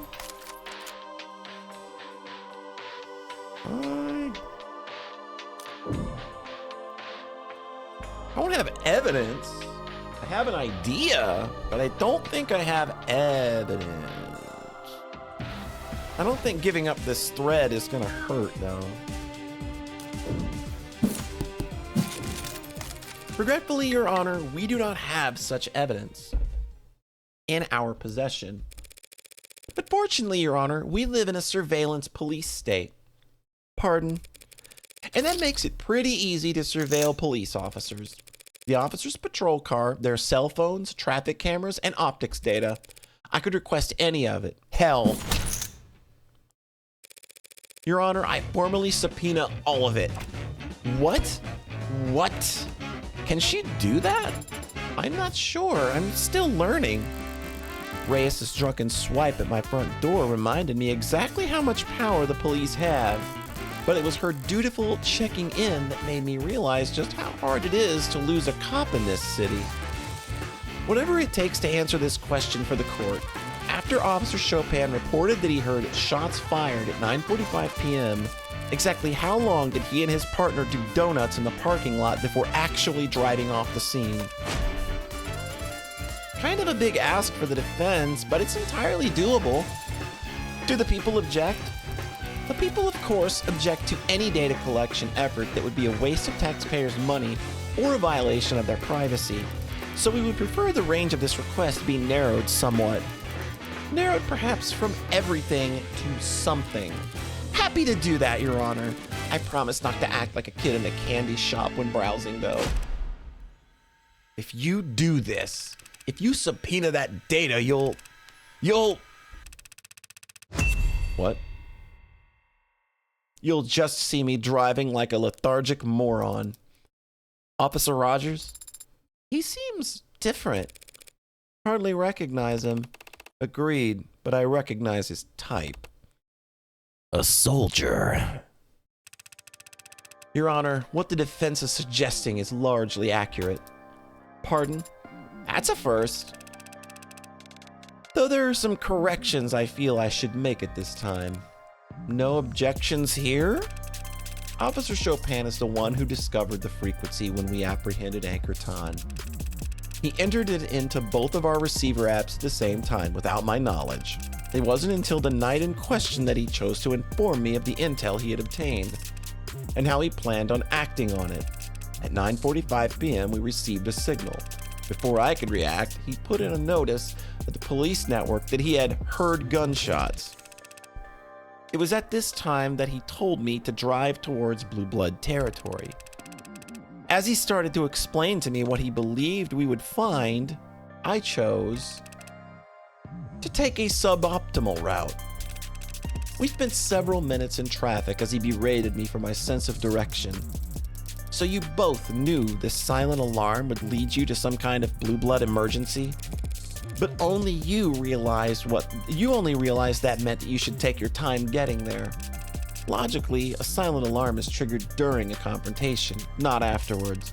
I had no desire to walk into the crossfire of an Orca gunfight without backup. You could have had backup, easily. My partner had no desire to share our intel or how we obtained it. I apologize to the court, Your Honor, for being evasive or misleading during these proceedings, and I intend to take full responsibility for doing so. But I was not eager to admit the role for my own cowardice played in these events, nor would I ever want to imply that Officer Chopin was responsible in any way for his own murder. Very warm sentiments from the officer, delivered with a voice as cozy as ice water. So you're telling the court that you and your partner arrived at what you expected to be a bloodbath, and you still shot the lock off the door and started stomping around inside while separated from one another? Respectfully, ma'am, with the route I took and the time it took us to arrive, we expected to find all targets neutralized. And that exception was reinforced when we arrived on the street and found the whole vicinity dead quiet. Yet we were still the first on the scene despite my stalling for time. I think that might have enthused my partner. He was excited, and I let him set the pace. It's my deepest regret that I agreed with this request and we split up. First to arrive on the scene, we know that wasn't the case. A Blue Blood got there well before you and your partner. That was what you were talking about? The witness wasn't present for the individual's testimony. He's merely giving the facts as he knows them. And he can't have known that there was a Blue Blood in the building. On the contrary, he already testified about encountering them yesterday, as they made a not-so-silent retreat down into the alleyway. That was a Blue Blood making all that racket? I see. My partner Chopin, he shouted that there was someone scrambling around down in the alley not long before he was killed. He must have opened the windows on the 3rd floor to check. That's a new detail, Officer Rogers. Pardon me if I failed to mention it yesterday. It occurs to me that you weren't present in the courtroom when the other curious detail was brought to light. The fact that there was another weapon at the scene of the crime. A bloodied knife, which somehow ended up down in the dumps. Know anything about that? No, ma'am, I do not. Playing dumb. Wrong move. But I do know Cyanus is a bunch of amateurs with conflicted priorities. Explain this to the court, then.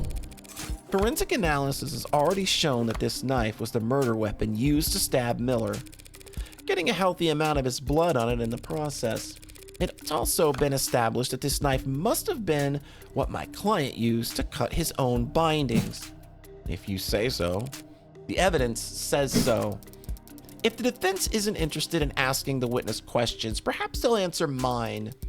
What does that have to do with Officer Rogers? Everything, of course. Allow me to show you why.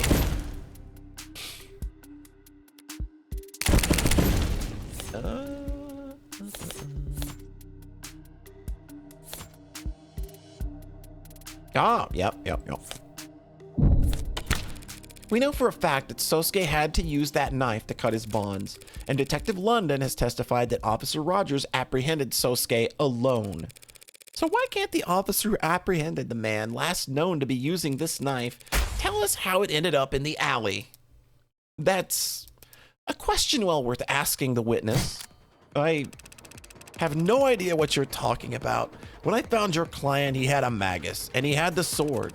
The sword he had stuck through my partner. This knife you're talking about? Where'd you find it? In the trash. Drum. Down in the alley? Well, and some crime scene tech idiot must have thrown it out thinking it was bio waste. Or some scientist lackey tossed it as a prank. I wouldn't know, because I spent hours being debriefed in that room on the 3rd floor while they set up the arcs. I spent all night in a room with my partner's corpse. Never took a trip down to the empty recycling bin. We know the knife was with Sosuke at one point, and we know it ended up down in the alley later. So it stands to reason that someone had to walk it downstairs and out of the building. If Rogers never left the room all night, then someone else must have moved it.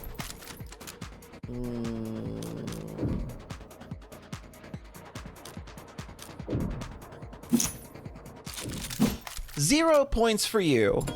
0 points again? All that processing power and you can't manage to think in 3D? It doesn't matter if Officer Rogers stayed in that room all night, Your Honor. All anyone needed to do to dispose of the knife was step out to the fire escape and drop the knife down into the barrel waiting below. No need to leave the 3rd floor. No need to leave the crime scene at all, Officer Rogers. What kind of trick shot bullshit are you talking about? That is a long drop, Your Honor. A straight drop. Gravity's convenient like that. The target was a small drum in a dark alley. Said drum was burning when the police arrived. The target would have been plainly lit, and I've taken both of your arguments into consideration. After much deliberation, I have come to the conclusion that the proposed method of removing the knife from the 3rd floor is not actually that hard to do. Assuming a modicum of hand-eye coordination and a basic understanding of Newtonian physics. Well, obviously, couldn't anyone manage that? Practiced martial artists who are masters of every muscle in their body. Individuals like yourself who are so cool and sexy. And me. Might find it hard to relate, but there are some who can struggle with the task. Yourself and I. Wait, hand-eye coordination. Eloquently put, Your Honor. So you must agree that someone with hand-eye coordination so bad that they hold the record for worst marksmanship in the entire police department, someone with such a poor aim that they opted to physically assault a target rather than shoot them. Someone like that might find it impossible to pull that off. Are you talking about me? She's talking about me, Your Honor. And while I find her tone unflattering, none of what she said is false. Apologies. That dropping the knife in the fire escape didn't occur to me as a possibility. It just must be for me it just must be that for me personally, such a method of compromising a crime scene is not only unthinkable, it's impossible. Of all the stupid details to come back and bite me in the ass, the piss poor aim that London mentioned. It is possible that Officer Rogers faked his poor aim at the academy. It's easy to not hit your target, but why would he intentionally flunk a shooting test years ago to give himself such a strange alibi here today? He didn't flunk his test. He got the very lowest score you could possibly get while still being certified. I would say that's kind of a smart thing to do, but I'm not sure why you would do that, years ago.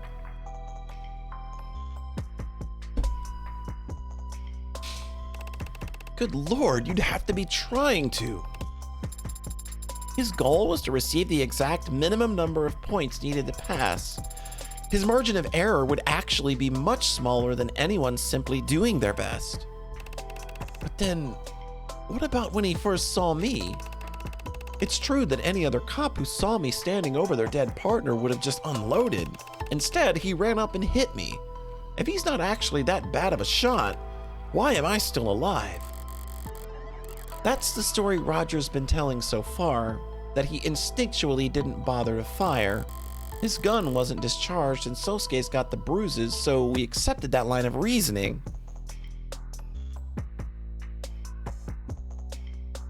Now, I have like one eye, like I have one good eyeball and I can shoot pretty well. But if I assume he's more dangerous than he's led us to believe, why wouldn't he have just shot Sosuke and then had the chance? He could have told his fellow officers whatever story he liked afterward, and we wouldn't have even be having this trial. I feared for my life. That's all he'd need to say. God, oh boy, that's chilling. Dropping things has nothing to do with shooting a gun, Emma. What? Also, hey, Iffy, how's it going? How you doing? Hope the first couple days of the new year is treating you well. Under what circumstances would it have been impossible for him to claim that? Your Honor, I'm reminded just now that my client and the witness were in a physical altercation. I apprehended the murder suspect, yes. Surely you aren't suggesting I used unreasonable force. If anything, you used unreasonably little. Not at all, but I imagine things happened fairly fast. Isn't it possible that a knife on Sosuke's person may have been knocked away into a corner during that moment? What are you... It may have. I can't say that I would necessarily notice something clattering around on the floor while I was trying to cuff a violent perp. Perhaps, Your Honor, the witness ought to testify about everything he recalls from the moment he confronted my client. Jogging his memory might be the only way we can address the gaps in our knowledge. No objections. Then let's hear it. Good versus evil. Man versus machine. Cop versus robber. I'm not a machine or a robber. Don't worry, Sosuke. If need be, Ad and I would go through a whole trial just to prove you're a machine. She's not wrong. Maybe sick, maybe not. Oh, that sucks. Ad and I would go through a whole trial just to prove you're a machine. Oh, that's fucking good. What kind of joke is that? Okay, Yoru, fire escape, Sosuke medical records. When the blue blood fled down the fire escape into the alley, I poked my head out the second floor window. But then I heard a sickening thump above on the third floor where I knew my partner was. Reflexively, I drew my service weapon and rushed upstairs where I saw the defendant standing over my partner's dead body. I was shocked that he was clearly injured and the sword was stuck, so before I knew it, I was running at him. He turned to me with a dull shock as I whipped my pistol butt into— No, you did not.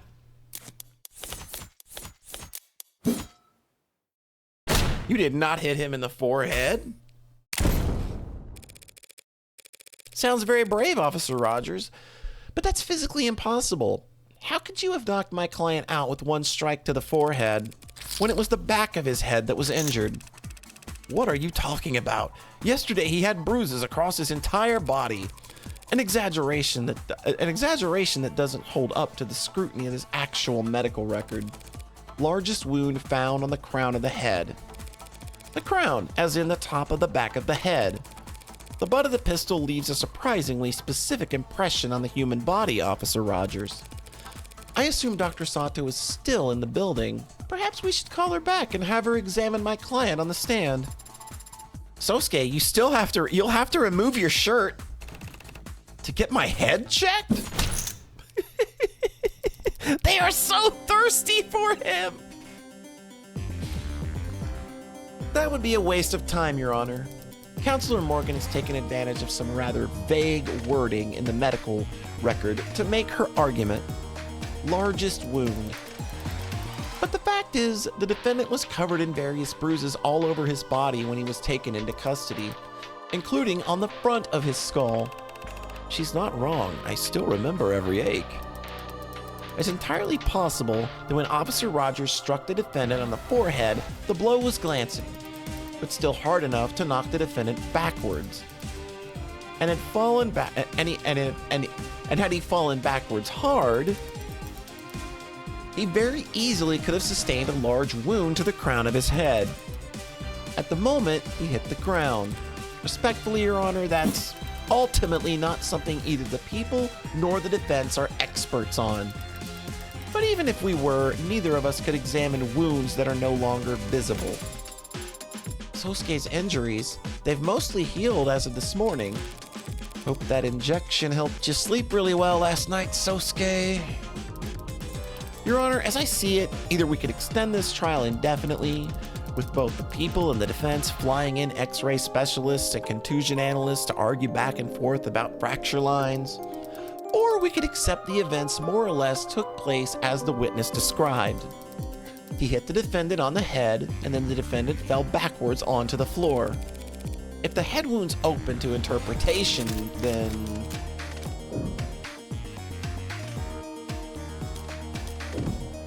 data can support... No. It doesn't.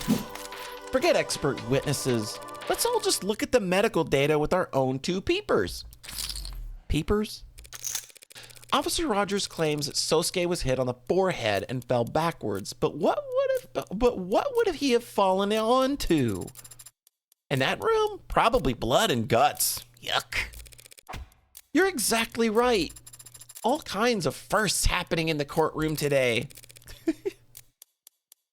He would have gotten blood all across his back, but that's not how he looked when he was arrested. The medical report clearly states that he had blood on the front of his body,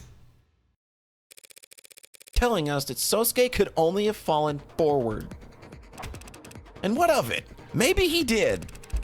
Maybe he turned his head weird while trying to dodge. Things happened fast. Don't try to bullshit a bullshitter.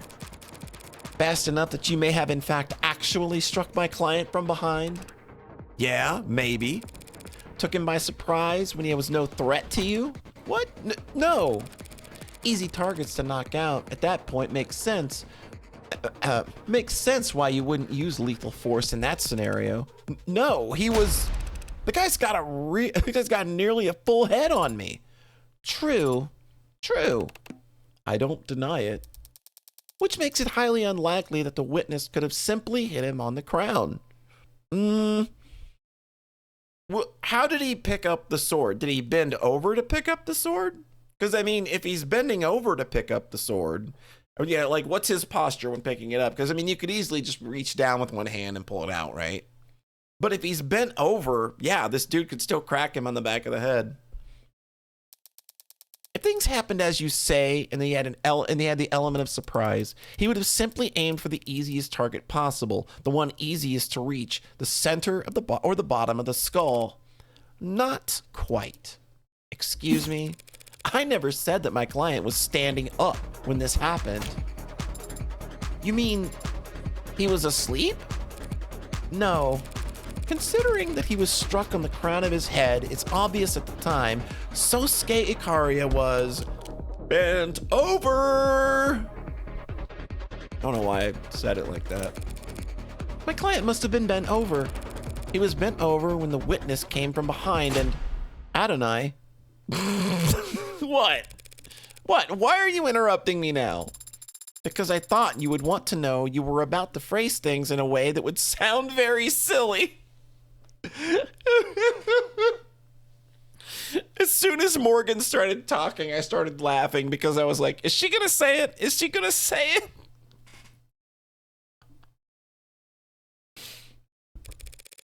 What are you talking about?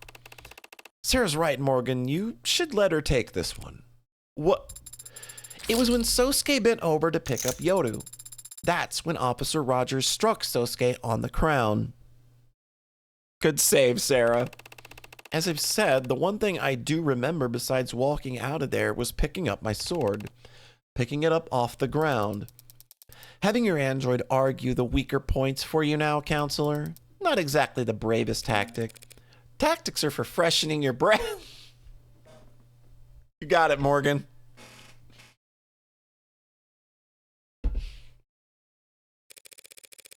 What can you claim is weak about the argument? Positioning. If your client really had walked out of that holding room and was then immediately hit from behind, where could his assailant have possibly been standing? Sosuke had to get out of his bindings first and then push open the door. And he wouldn't have been concerned with keeping quiet as he went. There would have been plenty of time for someone to hear him rummaging around in there and figure out where they could hide. In the corner of the room, here. That doesn't work. If that was the case, your client would have fallen face first here. But instead, he was apprehended here, in the center of the room. Who says he couldn't have been drugged? I mean, look at this. It's literally clearly, like, he was just clearly drugged to the middle of the room. Hey, makes sense to me. Looks like he dropped like a sack of potatoes by the door, sure. But then he was dragged to the center of the room. Would explain the streaks of blood that we can see were discovered on the floor. So those weren't left by him gliding his feet in order to move silently? I was hoping to learn that technique. Your Honor, I fear the defense may not realize the weight of the implication that her statement carries. If, as she claims, Sosuke Ikaria was knocked unconscious by Officer Rogers the moment he walked into the room, then my client never had any opportunity to stab Tariq Chopin in the back, and the only remaining individual who could possibly have killed him would be me. Yes, any thoughts on that, officer? There's one thought that's been frustrating me for some time, actually. One I expected the prosecutor to voice, but perhaps I misjudged her. You what? None of what you're saying makes any sense. You say I hid in the corner to surprise Sosuke, and then what? I snuck up on Chopin? How can I do any of that if I was downstairs at the time Chopin was killed? At the time Sosuke killed him? It's not that the thought hadn't occurred to Emma, you idiot. It's that once I address this point, your entire testimony falls apart, and the truth of this case becomes crystal clear. Said the least suspicious person in the room. There's no misunderstanding on my part, and I suspect none on the part of the people either. Because the truth is, when you and your partner arrived, you must have immediately... Oh, if we change their positions with the way they're going into the building, if he goes in first, that flips things. You were the one who took point, not your partner. Excuse me? Chopin shot open the lock, sure. I believe that. He was the one all gung-ho about coming here anyway. But after entering, you went ahead of him while he covered you. What? You already told us that you wanted to stall, wait for backup. If Chopin charged forward, you couldn't slow him down. But if you went first, you could go as slowly as you liked, and Chopin would be forced to match your pace. You were the one who cleared the room and shouted down that everyone was dead. I told you. I testified. So did your blue blood tail. Testified all about how you and your partner separated on the second floor. Objection. Mischaracterization of testimony. The witness the defense is referring to did encounter two officers, but the witness never identified either of them. The blue blood didn't need to. All they were waiting to hear was whether any blue bloods were alive. So after Rogers shouted down to Chopin that everyone was dead, they bolted out the second floor window. And when Chopin shouted someone was in the alley, Officer Rogers opened the windows behind Creek's body to try and spot the runner. Then he ran down to the fire escape to try and follow them, only to give up when he saw there was no ladder to get down with. It's entirely possible that Chopin yelled, "Someone was in the alley" from the third floor. The scene of the crime is soundproof, remember? No one in that room would notice a commotion in the alley unless they already opened the windows to check it. So since Chopin yelled about it, he had to have been the officer who stayed on the second floor. This blue blood rat of yours just misheard, or they're lying. There's no proof for any of this. Yes, there is, officer.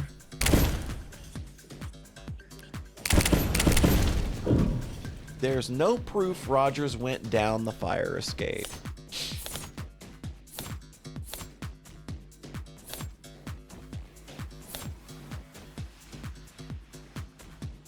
Oh. Actually, yeah, it's the fucking knife again. The knife. Yes, what about it? I mean, do you really need it spelled out for you? I'm not convinced you can okay. Now that was uncalled for. Okay. Huh, I'm not sure I get this then. There's no proof Rogers went down the fire escape.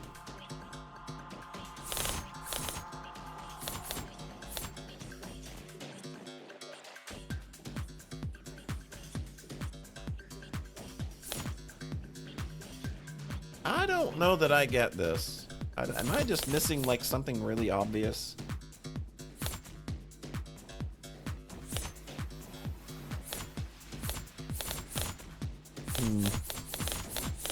I think this is going to be another one of those, I'm just going to throw evidence at it and see what happens.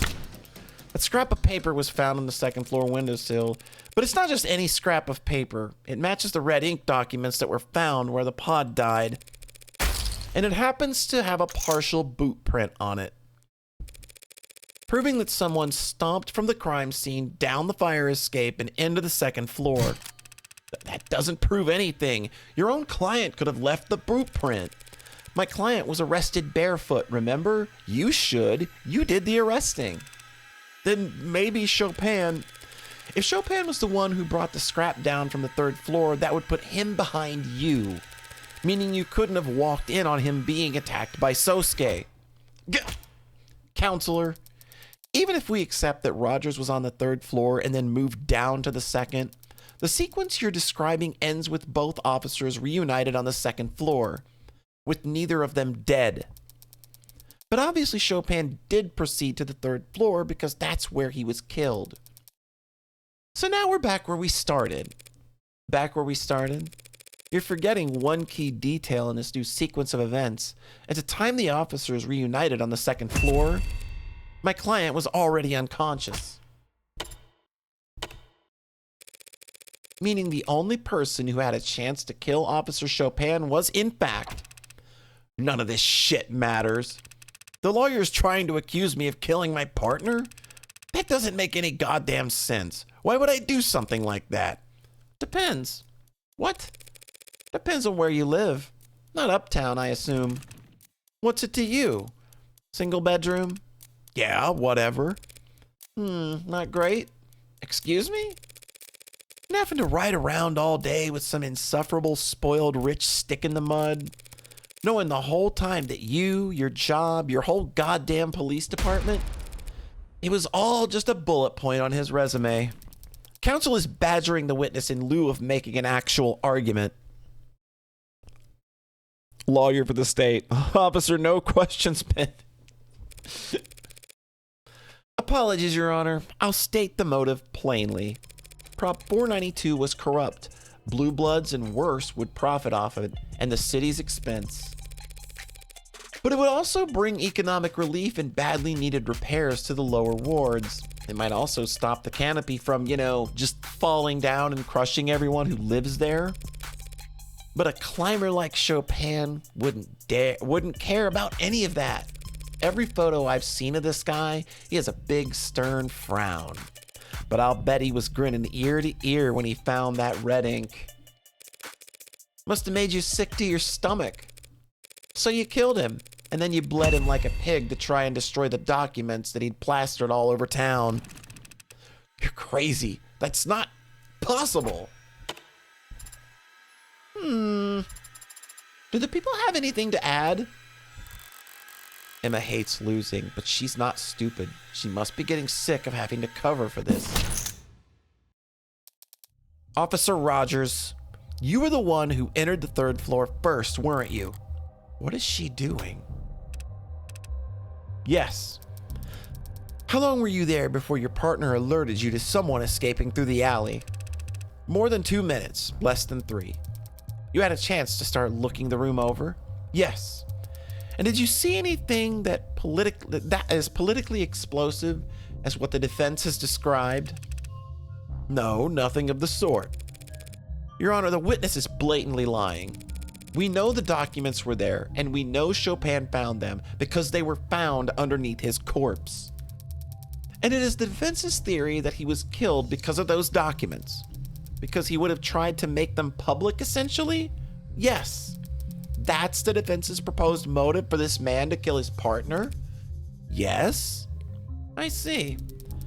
But why would he be prepared to kill his partner for reading documents left out on a desk when he had over 2 minutes to simply get rid of them beforehand?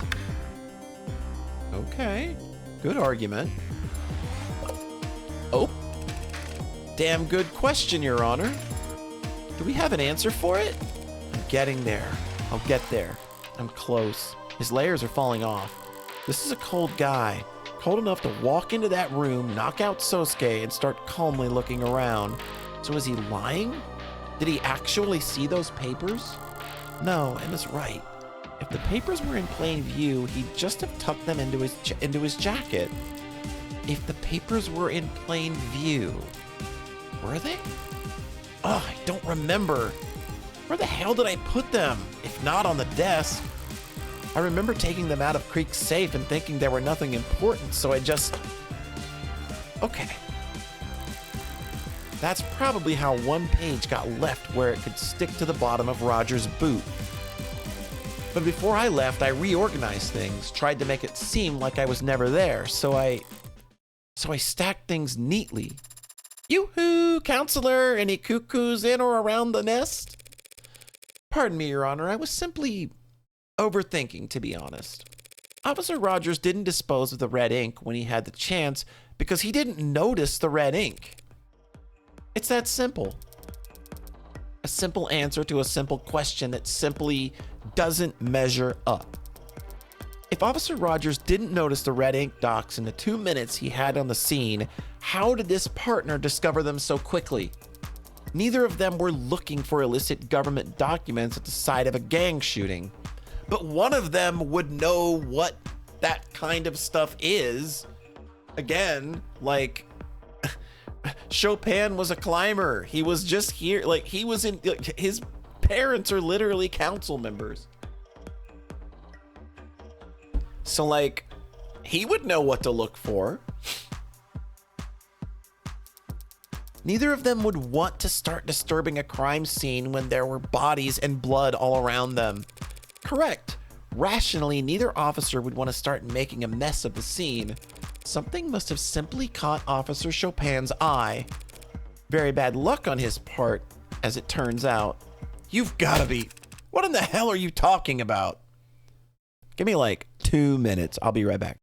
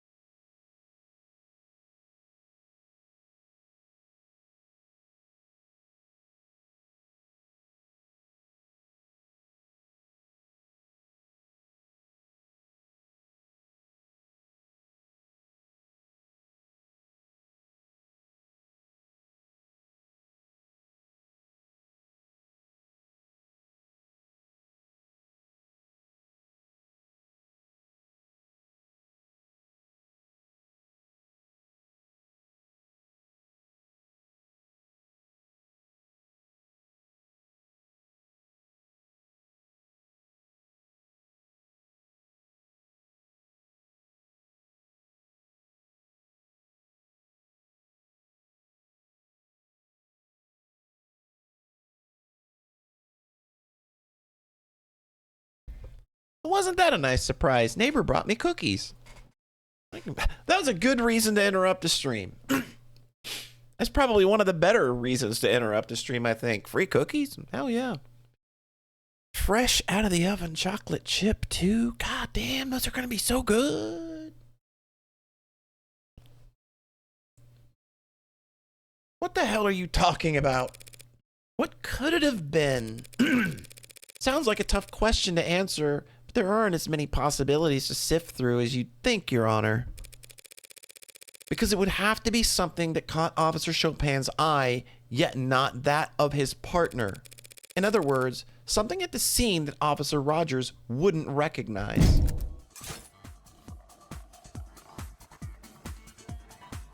Your Honor, this is pointless. If the officers knew this was a site of orca violence from the silent alarm, and there was blood and corpses all over the damn place, and if the red ink docs were not in plain sight amidst the carnage, what could possibly have drawn Officer Chopin's attention to them? If I need to retrace Chopin's steps specifically, was there anything in the evidence record that he left a trace on?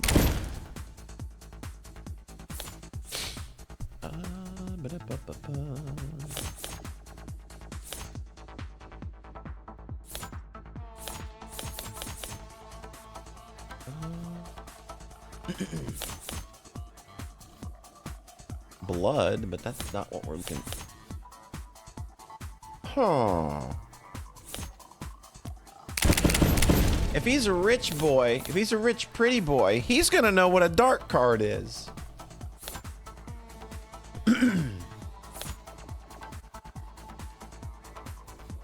All right.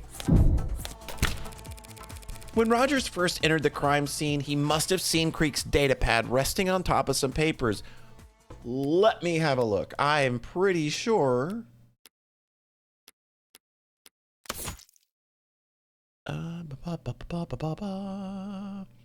Yep, fingerprints matching those found of Officer Chopin. There we go. When Rogers first entered the crime scene, he must have seen Creek's datapad resting on top of some papers. You think the red ink documents were beneath the datapad all at the time? That might explain why Rogers didn't notice them, but that's only half an answer. Then how's this? It wasn't the datapad that drew Chopin's attention, Your Honor. It was the dark card that was stuck inside it. The dark card? Seems like little more than a fancy credit card to you or I. But if you're rich enough, it's an unmistakable sign of powerful forces at play. Exactly the kind of thing that would put a gleam in the eyes of a politically ambitious Officer Chopin. Right up until the moment he saw the bombshell hidden underneath the datapad. Your Honor, this speculation... Chopin's prints were discovered on the datapad, Your Honor. We know he must have picked it up. And that datapad was found by police on the desk, so we know he must have put it down. I'm merely proposing that he didn't put it back down at the exact same spot. Just because this dark card happened... Hey, seriously, what the hell are you two been talking about? What the shit is a dark card? Cryptographically anonymous wallet card that rich people use to buy illegal drugs and gifts for their mistresses. Not common knowledge, unless you ran in circles as high up as the city council. Yeah, you're right. I didn't know that. Never heard of that. Assumed you were being literal. It is a dark card. Yeah, to be honest, it wouldn't surprise me. Chopin going around picking up whatever he wanted at a crime scene without even radioing in first? Sounds about right. Bare hands, mouth breathing. Guy was big on following the rules, just wasn't good at remembering any of them. Not me, though. I remember every rule. Follow them, too. Partner breaks a body cam, I request a new one. Let him use mine. Stop him from getting sued by the next punk he bumps into. It was a real risk for him. He had money. People would sue him if they could. No one would try to sue Huey Rogers. Only thing a judge could award them would be my own goddamn debts. I don't think I'm bad with money, just bad with debt. Can never seem to get rid of the stuff. But even I'm not so stupid that I wouldn't wear gloves at a goddamn crime scene. You mean, obviously, counselor. From the minute we pulled up to that building until I was relieved from duty and sent home the next morning, I was wearing gloves. 3 stories in an alleyway, and I can swear on my parents' graves I didn't contaminate 1 millimeter of it. Didn't put my greasy fingerprints on the windows, the doors, the murder weapons. You'd never know I was ever there. So you can say I did this or claim I did that, but the city's only ever gonna hear that some Icarian bastard killed a bunch of blue blood punks, and that Tariq Chopin died a hero trying to save the day. Right. Adonai, is this true? Is that possible? After all this, is it possible that... But the jury, surely they can see. The jury will see what the adjutant decides they need to see in order to properly render their verdict. If the adjutant comes to the conclusion that a witness or a line of questioning would only serve to confuse the jury... 80, Your Honor, the jury! Give me a second to think here, girl. I'm trying to build consensus and basically everyone's mad. So maybe the adjutant rules in our favor and maybe the jury sees things our way. But there are no guarantees. After all that, it's just... comes down to a gamble. Always does. Yeah. But... oh, man.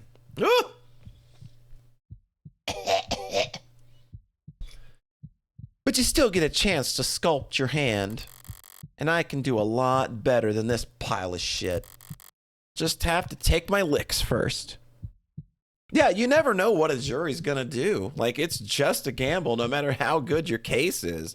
I'm pretty sure any lawyer could tell you that, like, without a shadow of a doubt, their client was innocent, but some juries are just gonna be like, yeah, well, fuck you. Yeah, every line of this trial, just like him. Your Honor, I disagree. About what exactly? About all of it.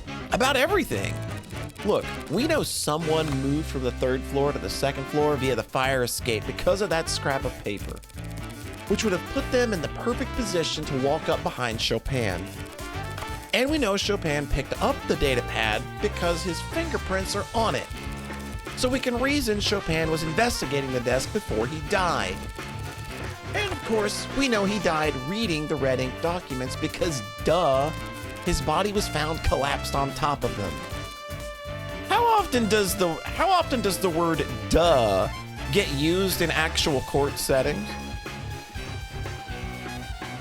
I feel it's happened maybe more in this series than it would legitimately happen in an actual courtroom.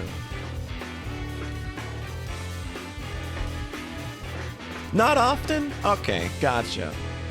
Put all that together and nothing. You still have nothing. Nothing except circumstantial evidence tying this witness to a theoretical series of events. Hey, what's up? How's it going? Morgan is a dramatic bitch. I mean, yeah, we've kind of known that since episode 0. Welcome in. Thanks for stopping by. Hope you're enjoying some Of the Devil. This game's fantastic. Emma, did you get hit on the head too? What?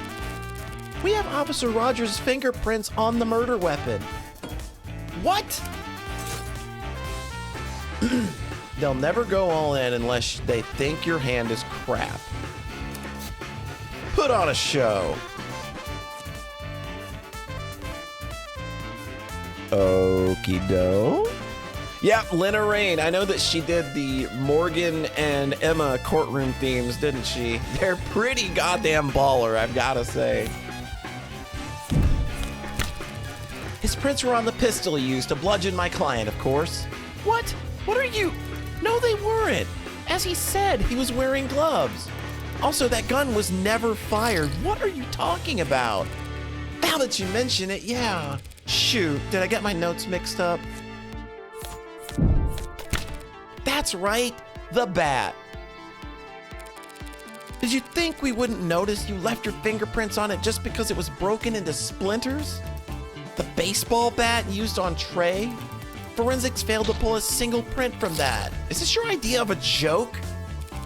Ah, geez, take it easy. I just misspoke a little. Also, I don't have my reading glasses. What? The magus that was used to kill tanks in Creek. Pretty stupid to forget to wipe your prints off a piece of that gaudy, don't you think? Counselor, what is this? Are you throwing a tantrum? Making a mockery of this courtroom? The only prints on that gun belong to Sosuke Ikaria. Oh, sorry. Guess I was thinking of another case. Is there perhaps a gas leak on the other side of the courtroom? Well, don't I feel stupid? What I've been trying to say is that Officer Rogers failed to notice that he left his fingerprints on the most important weapon of all. The very blade that took his partner's life. Enough of this embarrassment. What the hell's wrong with you? I knew a mob lawyer would be corrupt. What is wrong with my throat tonight? Holy crap. I knew a mob lawyer would be corrupt and vile, but how can you be such a stupid bimbo? Did you think we're all idiots? My fingerprints aren't on that goddamn knife, and you know, my guy, you just sunk your battleship. Oh, pew, kerblam. My mistake. I can see here that yes, I was misreading the fine details, and it does appear that I have a phone call. One sec.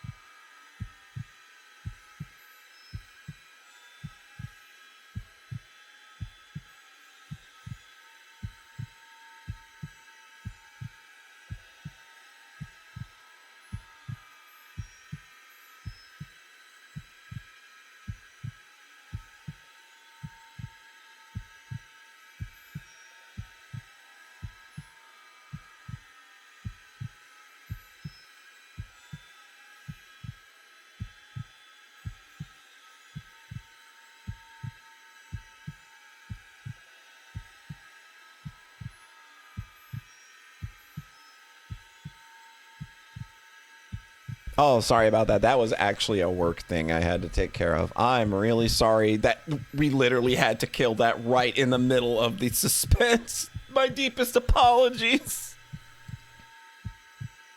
Oh, I feel like such an idiot. I'm sorry, y'all. Sorry to have made you wait through that. My mistake. I can see here that yes, I was misreading the fine details, and it does appear that your fingerprints are not on that knife. Sorry. You. Oh dear. What? What? What is it? Oh, I guess we're all just wondering. How long have you known that it was this knife that was used to kill your partner? What? Confused? So are these two? Because like you, neither of them were in the courtroom when Dr. Sato updated her autopsy report. So I knew that Chopin was killed with a knife. And the people knew that Chopin was killed with a knife. But how did you know that? There must have been 50 cops there when that... Good Lord. There must have been 50 cops in there when that doctor... Far fewer than 50, actually. More like 0. We had already emptied the courtroom by then. A courtesy we extended to a blue blood witness. You. For some blue blood rat, you. You crazy harpy, trying to trick me at the last second. You think I walked in here unprepared? Of course not. She, right there, Rockford, the prosecutor. Before I took the stand, she told me all about the knife. Ah, so that's your plan. Right, Rockford? Because I came here. Because I came out here. Didn't you? It's always great to reveal a full house and rake in the pot. It's even better to reveal a handful of shit you bluffed your way to victory with. Say something already. Just say it. Is he asking her to perjure herself? But every now and then, a different kind of victory comes along, where you just get to sit back and watch someone else self-destruct because they completely misread the dealer. Say it. Say that you... Oh, shit. Shut up. What? Just shut up. Is that so hard? Are my instructions unclear? Do you need me to salute you first? Stop talking. You are completely, utterly, 100% guilty. Why the hell would I perjure myself to help you? But, hey, start counting. Because from this second on, every word that comes out of your mouth adds directly to the number of years you're going to rot in jail. Unless those words are your confession. He's the Hound of Icaria. He murders the mob. We could put him away. They don't want to put him away.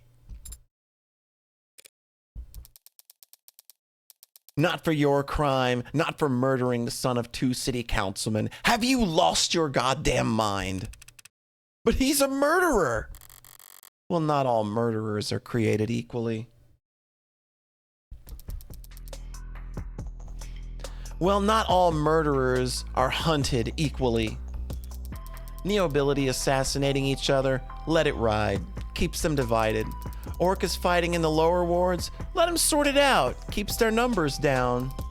A monster shoots 6 women in the heart and leaves no evidence behind. Call us back when he kills someone important. Strange. Once she's properly infuriated, there's usually no stopping her. Well, if she's not going to twist the knife herself, I shouldn't let it go to waste. Your Honor, if the witness is having trouble choosing a place to start his confession, perhaps I might help by laying out the details for him. You sadistic bitch! He was counting on Emma to step in. Now he's sliding down the rocky face of despair, fingernails split and bloody as he attempts in vain to slow the descent. Not very dignified, so I won't leave him hanging.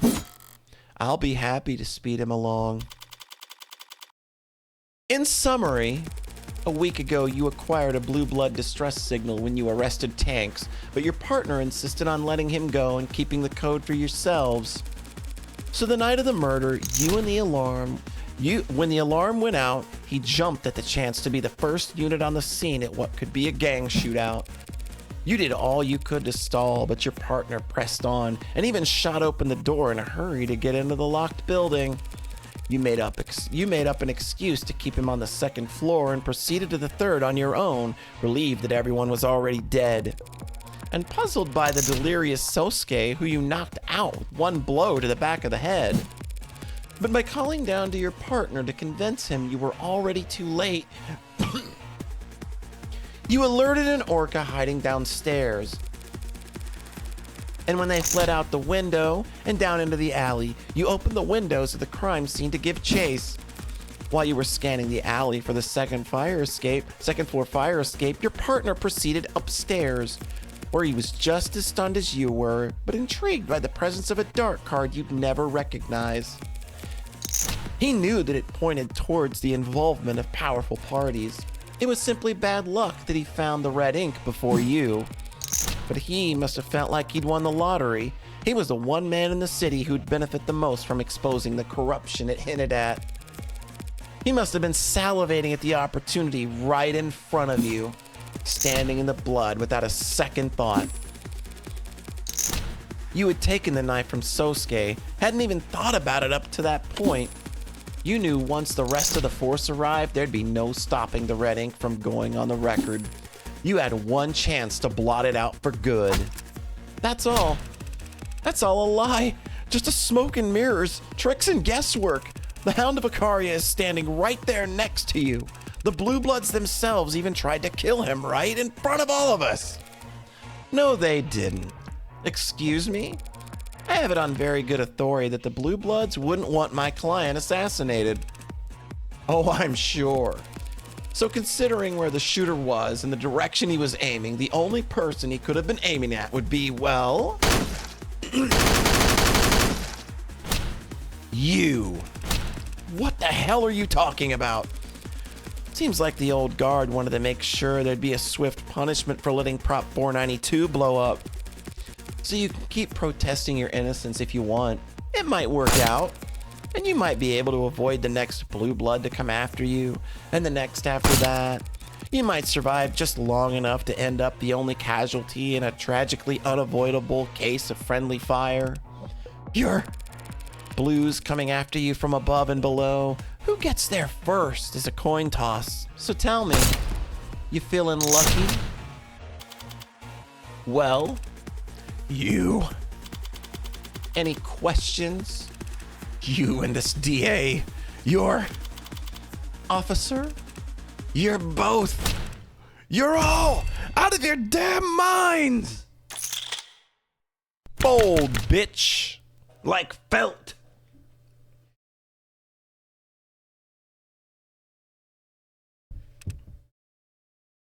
The thing about real life prosecutors and defense attorney about ethics. That leads where that prosecution must believe what they're saying. The defense does not. The defense attorney is not only allowed, but ethically required to spout bullshit scenarios if they think it'll help their client. Yep. Do you work for the Blue Bloods? Never thought of it that way. Even back when I was a kid, I thought they were just another institution. Like a neighborhood watch, people looking out for each other. Everyone's parents off working or enlisted or in jail for civil disobedience. Whole neighborhoods that cops, medics, goddamn firemen wouldn't set foot in. Didn't see it as a transaction. Thought I was just lending a hand. My blood ain't worth shit. I wasn't useful enough to be a young blood. Not good looking enough to be a host. But I kept going to school. They helped me pay for it. And because it was, in fact, transactional, they expected to get something in return. Police Academy. Their man on the inside. Wasn't as exciting as it sounds. I made sure it wasn't. Test scores sucked, aptitude sucked, clumsy and boring. I made sure no one would give me anything important to do. Valuable enough that the Blue Bloods wouldn't out me. not valuable enough that the cops would give me anything worth passing on. The world's worst double agent, so bad at his job he would never be expected to double-cross anyone. Imagine the look on my face when my reputation for nothingness got me paired up with the worst babysitting job on the force. Tariq Chopin. We were perfectly matched in a way. I didn't want to be near nothing, and nobody wanted to let him near anything. Nothing dangerous enough to get him hurt, nothing real enough that he'd go blabbing to his dad's. We went around to schools. Those are the jobs we'd get. Building security. Morning assemblies, telling the kids what cops do. Here's how to call for help. We were a goddamn joke. There are worse things to be. You think I don't know that? Thank God I gave a shit that kids were You think I gave a shit that kids were laughing at us in the back of the class? The teens were throwing soda cans at our car. Good for them. At least they were having fun. Tariq was never having fun. He was just burning inside. Humiliation and bile, a stomach full of it.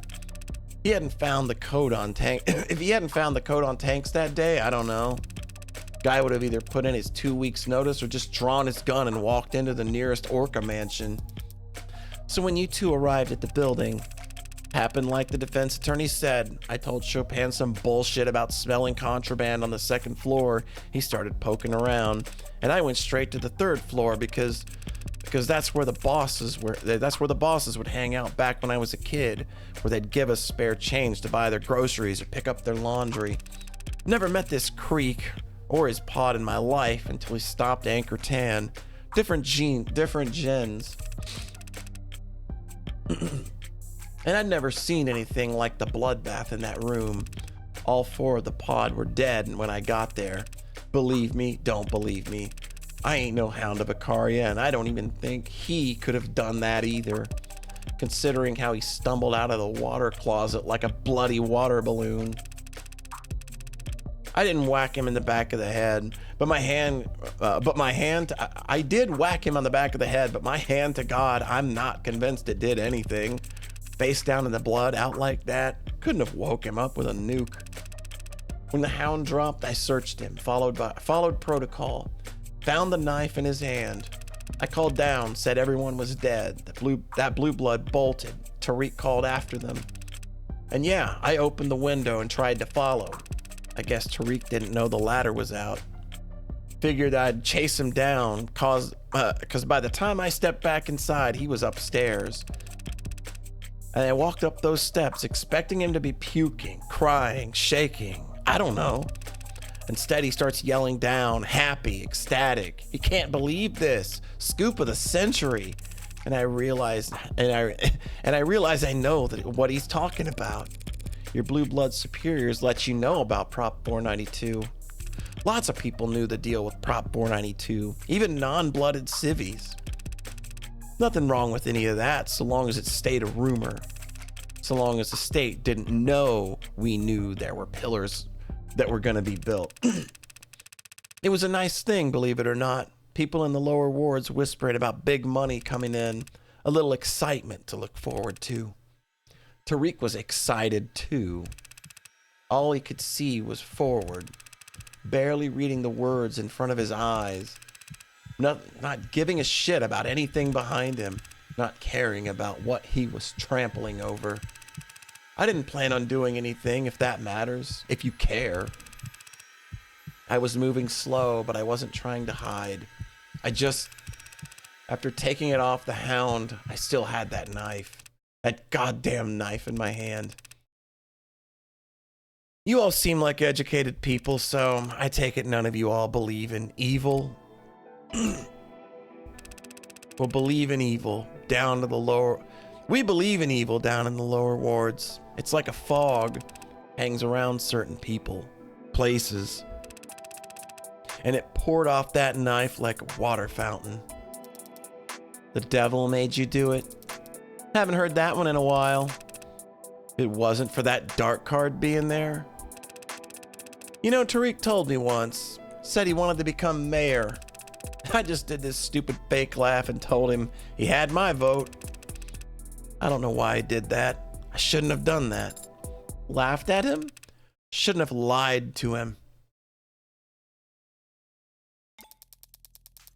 And so, Your Honor, the people will be dismissing the charge of homicide in the first degree with prejudice. What does that mean? They can't charge you they can't charge you with Officer Chopin's murder again at a later date just because they found more evidence. And the 4 other charges of second-degree homicide? We will be dismissing the 4 charges of second-degree homicide without prejudice. So she's not quite convinced I couldn't have killed Creek's pod. Miller's blood having already been on the knife you used to get free as the first plate in the first place was pretty huge. Combined with Rogers admitting that you basically stumbled out a walking corpse. But the way the state sees it, their murders aren't any more solved than they were at the beginning of this trial. It's to be expected. Then the jury will be dismissed, the court will be adjourned, and you, Mr. Icaria, are free to go. Everything that's happened to you the last few days, how is that leaving you so shocked? I'm not shocked. I'm just grateful, counselor. You have my ahem. Your Honor, is there perhaps something else you wanted to say? Well, if you insist. I guess for some reason, even though the jury's been dismissed and it's actually their job to do this part and the charges were dropped, I have this strong, overwhelming urge to say, not guilty. No, that needs to be much bigger. Maybe I casti innocent. No, that sounds dumb. I love her. I love 80. I love 80 so much. I think it's funny that we've like how did nobody know, like, because you were like the 3rd or 4th person I've seen mention over the last few days that they didn't notice that 80 had eyes under the visor. ADHD is great. I don't know if you got auto-corrected there trying to type 80 or not.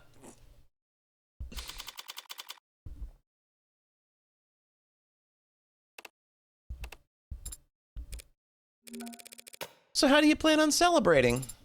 Adonai, we won in case you two somehow missed it, and won so definitively that the police and even the Blue Bloods can't hold a grudge.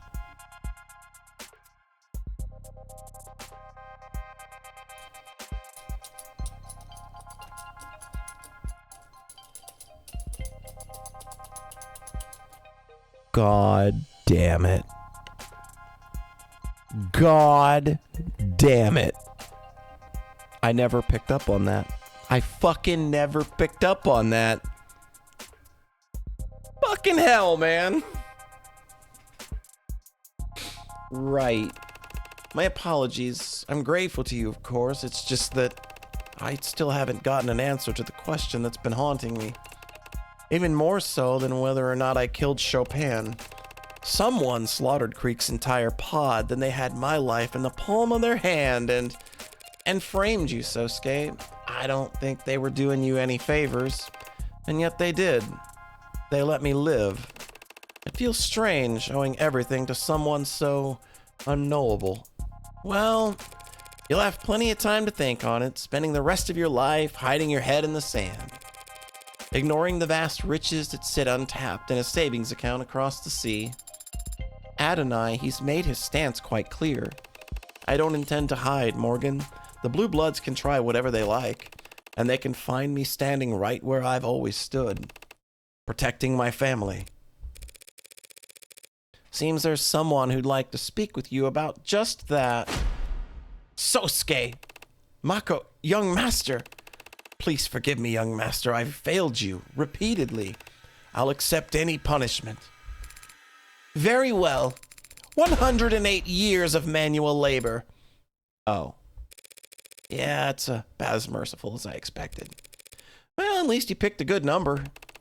100 and... Of course, young master. You'll need to spend that sentence serving as my head of security, so that I know you're actually doing it. And that means you won't be able to do other jobs anymore. Even ones the elders ask you to do. Even delivering messages. It's a punishment handed down by the heir to the noble house Akari Sosuke. Who could possibly overrule it? As you say, I'll start right away if you don't mind. That is probably wise. Grandfather is outside in a motorcade and he's had nothing but criticisms for the current formation. The chairman is here? He came here? Probably just happened to be on his way to the airport. He is, Counselor Morgan, surprisingly astute of you. Though he is leaving quite early, if he just wants to get to the airport. None of our private planes are even fueled. It seems to be a universal truth that old people like to get to the airport early. That sounds very wise, Sarah of House Paralegal. Who are you quoting? And if you'll excuse me for a moment, Counselor. Yeah, feel free to take Sarah with you. Pardon? If you don't let her look at your tattoo now, I'll never hear the end of it. Well, that's... Right then, I'll find a corner with which to lift up my shirt. Oh, this girl's eating. This girl's eating!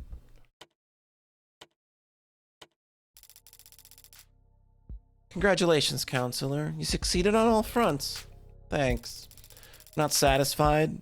Makoto seems to be in a good mood. If you ask him for a bonus now, shouldn't I just negotiate with my employer directly? You're the one who hired me, aren't you? At the very least, you're the one who put my name forward to Makoto. It's easy to see looking back. You're the only one who's acted in Sosuke's interest this entire time. Who isn't a child. And? What of it? Why me? Why does it matter? Because I value my privacy. I want to know why a woman with your resources would put an ant like me under her magnifying glass. Such cruel metaphors you employ. Someone who values their privacy that much should, in the future, avoid directly confronting the board of multinational corporations. Noble's board of directors? You were not among them myself, but when one woman shifts the opinion of a room that stagnant, even by a millimeter, word gets around. My, you really are a shy little girl. Not putting the genie back in the bottle, but I won't recommend you to anyone else if it bothers you that much. Thanks. Though you can be pretty shy yourself, letting Makoto take all the credit. Why the subterfuge? I've already overextended myself in this matter. A woman from my side of the house, intruding upon the IFG's business? I don't mind that I'll have to rip out fingernails in front of the elders as recompense, but I thought I might spare myself the additional pinky or so. You're being literal, aren't you? Disobedience always has a cost, especially in old families, especially for daughters. But I'm not flinching as you pay the toll. But not flinching as you pay the toll carries its own kind of power, don't you think? Maybe I'm just trying to dress up my cowardice as dignity.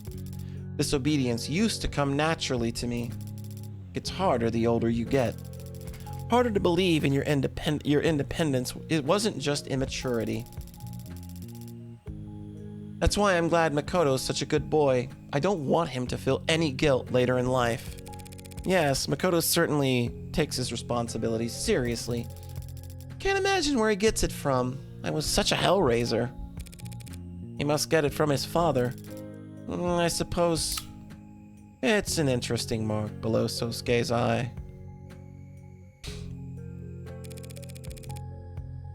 Looks like a mole, but it seems to be hereditary. Does Makoto know Sosuke's his father? Does Sosuke? I would be very disappointed in Sosuke's intelligence if he didn't. That's why Sosuke left the family to join the military, wasn't it? Why he asked to become the Hound when he came back. Self-imposed exile for interfering in your arranged marriage. Interfering? We were younger then, but we still knew what we were doing. We knew there was no stopping the marriage. If we didn't cover up the pregnancy, others would. Or just eliminate the problem themselves. Sosuke left before the bridal shower. A sudden enlistment, certainly, but I don't blame him for not wanting to be there on guard duty as I married another man. If Makoto is Sosuke's son, though, that means he carries his blood. If he stands to inherit from both his father and mother, his worth... I understand this is going to be hard for you to believe, coming from a woman like me, but Makoto's already worth enough. He has his health, he has his mother, and his father will always be close by. Every moment we've shared as a family is worth its weight in gold. And as you've now seen, when given the opportunity to choose between Makoto and the Blue Blood fortune, Sosuke chose the former. You, all of you, you could have it all. Why don't you want it all? We already have it. I see.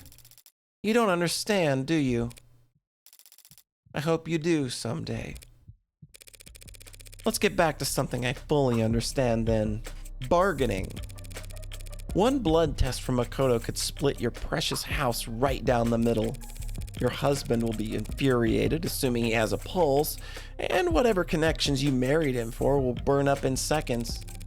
So unless you guarantee me that I'm free to turn down any job, don't make unnecessary threats, counselor. It makes you look weak. Take it from someone with experience. You're always free to leave the house. But if you find yourself slinking back, don't be too hard on yourself about it. It's just what the house does. Now, would you excuse me? Sosuke seems to have satisfied your companion's curiosity for the time being, and it's very rare for him to have any time to himself. You don't understand, do you? Counselor Morgan. Emma. What's that look for? So that's 2 wins for me now, isn't it?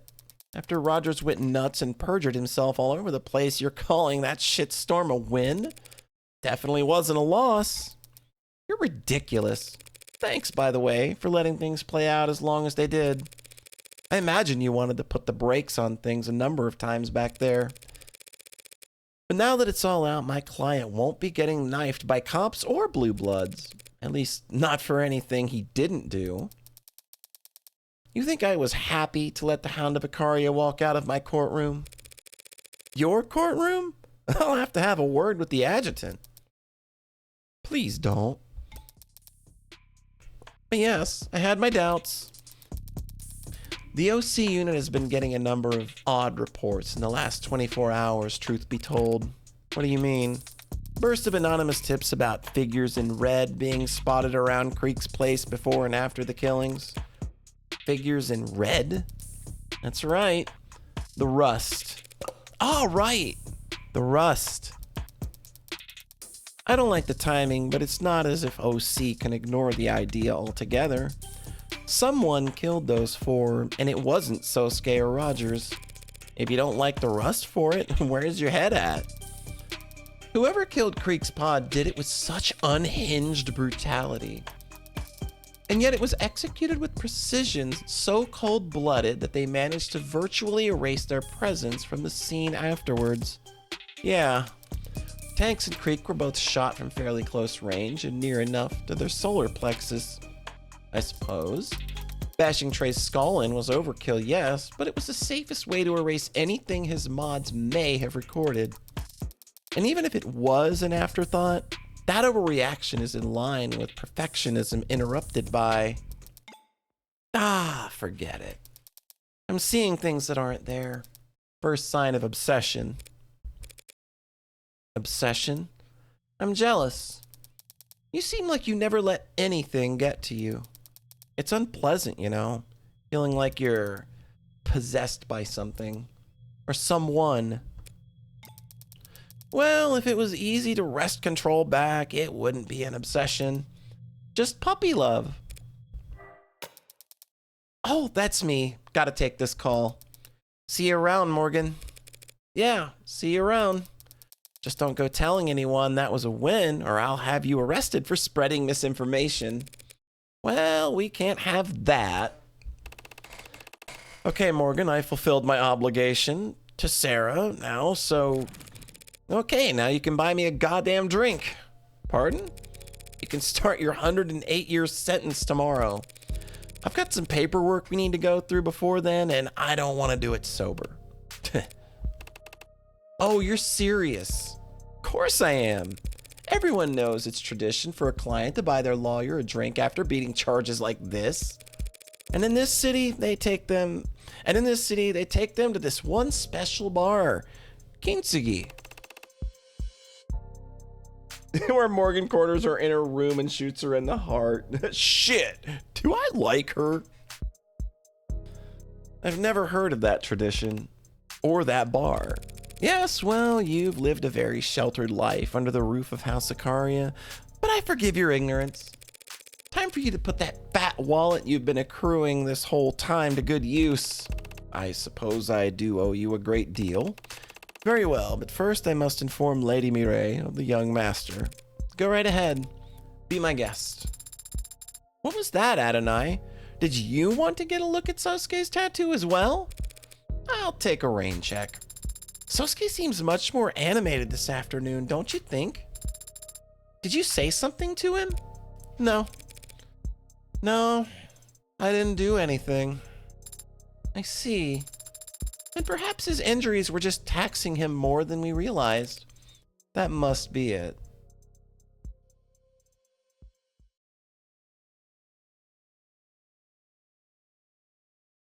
It had been threatening to rain all day. Gray skies spanning gray skies spanning a slate blue world. It was cold and all the heaters were humming in their rush to overcorrect for it. At 3 a.m., raindrops started hitting the windowsills. Not a problem. She had her umbrella. At 3:15, the adults started leaning back in their chairs. Watches and phones were being checked. They were preparing to leave. At 3:24, another topic was brought up. It's probably 3:24 p.m. The gathering resigns themselves to the continuation. It's 3:45. By the time the girl is able to excuse herself, she has 15 minutes to get back to school. Hardly impossible on foot if she hurried, but she could have asked to be driven there.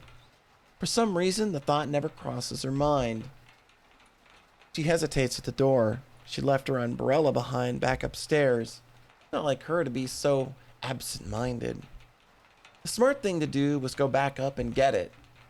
It's 3:49. At 3:51, she's jogging, a non-committal yet still undignified rush. When she sees the time on her phone roll over to 3:52, she starts to run. She hates running. A small part of her considers sending a text. She'd never been one to text first. Come to think of it, she'd never been the one to text second. She'd only had one number in her phone's contacts after all. At 3:56, the school gates are in sight. Her eyes had been straining to see them. She wasn't looking down. Her knee stung in a shallow, sharp way. Palms of her hands were embedded with specks of gravel as she caught herself. Rain-diluted blood ran faintly down her leg as she dripped water onto the mundanely tiled floors of the hallway. At 3:59, she pauses at last to catch her breath before sliding the door open. In her heart, if her heart hadn't been beating so loudly in her ears, she would have easily heard the voices behind it.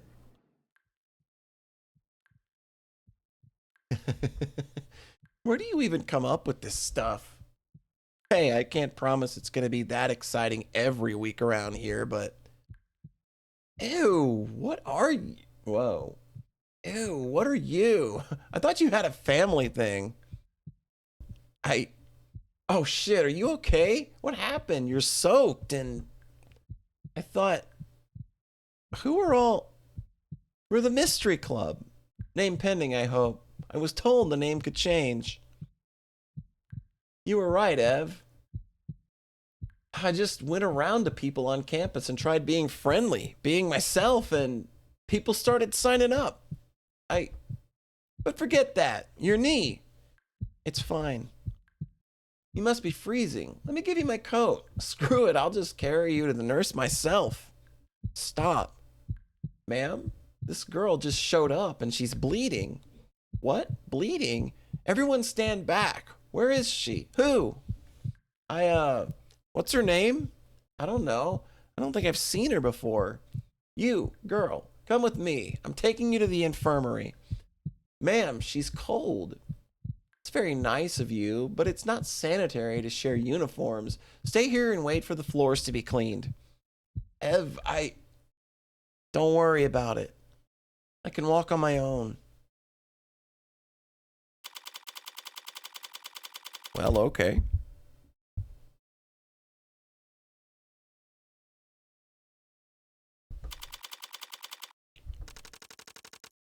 And with a little sprinkle of salt just along the edge, there you have it. Oh, that looks wonderful. Thank you. Of course, let me know if you need anything else. I must admit, Morgan, this is quite a fine establishment. And so exclusive, the whole staff here on hand to attend just for the two of us? I can't imagine what the waiting list must be like. Right? Lucky for you, you've got a man working on the inside. I can assure you a table at any time, Sosuke. You or any of your housemates ever need a quiet spot to lay low from the judging eyes of high society? Now you know where to send them. I might just do that. And these prices, so reasonable. Shit, I knew I should have gone with the digital menus. Hey Sosuke, a name you have, the Hound. That a title you were given, or just part of the mantle you chose to take up? No, I was called that long before I started delivering messages. Long before I got my tattoo. Truth be told, I'm not sure where it came from or when people started using it. Childhood nickname, I suppose. Earned by following Mireille around like a puppy. I never, Who told you Mireille was the heir when we were...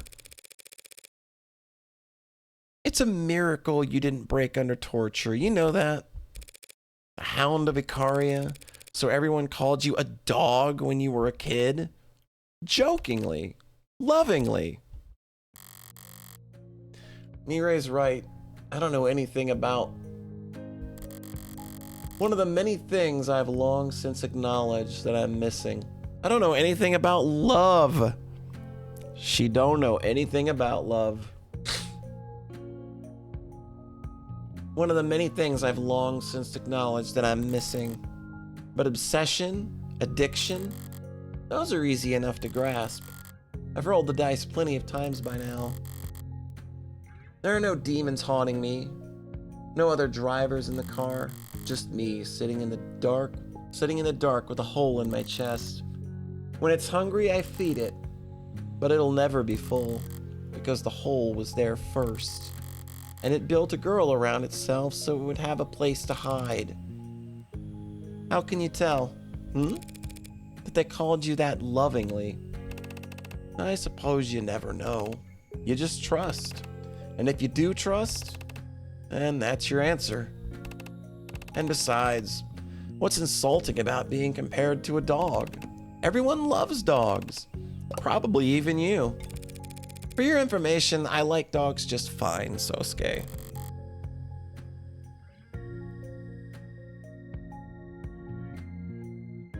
But I could never live as one. Everyone's already collared in this world, tagged, labeled, classified, and put in a box. But even so, I refuse to sit at the end of someone's leash. Better to remain astray.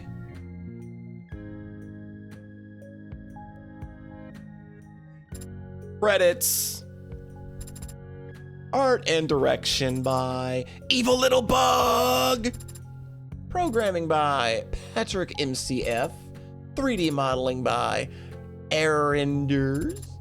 Environments by MCF.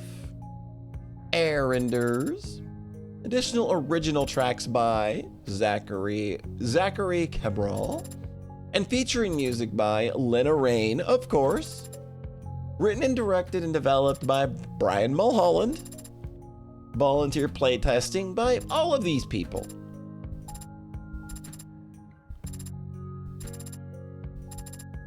Special thanks to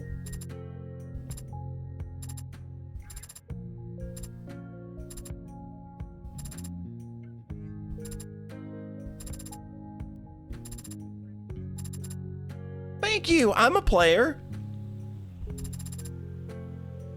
Full attributions available at ofthedevil.card.co. Made with Unity. Nani Novel. Tween. Pro Builder. Game by Nth Circle. Of the Devil, Episode 2. His Due. Aww. Look at this. That's a great little CG to end on. That's so fucking cute. Oh my god. You gotta go do the lovely thing that you do. All right. You take it easy, Tengu. We will see you around, friend.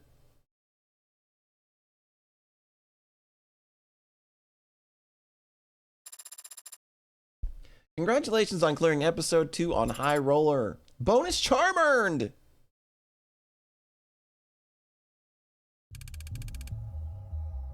Ooh. I wasn't looking out for anything in particular. The rust gave me and the others food and stuff for telling them where the blues go and who they talk to. My shoes have been feeling too small, and the blue guys in the building had been really busy lately. I thought if I hung around there, I might see something the rust would give me new shoes for. But I never saw anything worth anything. So you gave up? No, I got scared. What scared you? You won't believe me. No one believes me. Everyone says I'm a liar. Everyone says I'm a liar too. Are you? I can't remember. You see, somebody took something that belonged to me. I don't feel right without it. But I think you could help me find it. What did you lose? My face. I saw the red hood, except she was a lady, not a girl, and she didn't have her hood up. I didn't get a good look at her face, but she was all red. Red hair? What's this? Gold. Thanks. But are you sure? I wasn't any help. You've been a huge help. Now I know to look for red hair. I've tracked more elusive prey with less. Woo! Of the Devil, Episode 3. Quoting Scripture. Goodbye, Mr. President. Episode 2 results. 7 out of 7 articles, 22 out of 22 profiles, 34 out of 34 key items, 28 out of 28 pieces of evidence, 408 credits earned.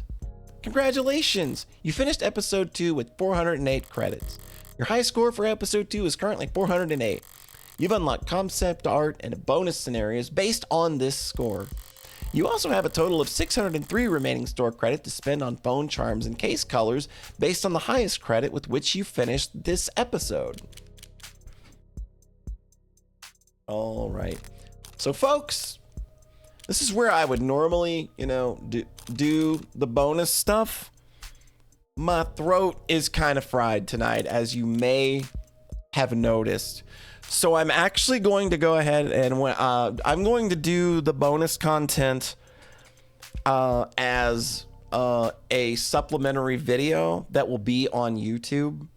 So I'm sorry, I would like this to be a part of, what we're doing tonight, but my throat's fried. I had a very busy day and I was already talking a lot, and I've just read for 3 hours straight, so sorry about that.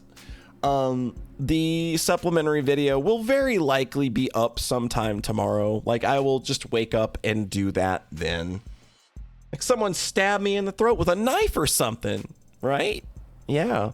So, yeah, that is actually going to do it for us here tonight. But like I said, I'll do a supplementary video tomorrow morning going over the bonus content, the interviews, or whatever extra scenes they have going on. But while we do have a little bit of a crowd here, is there anybody streaming that could use a little love?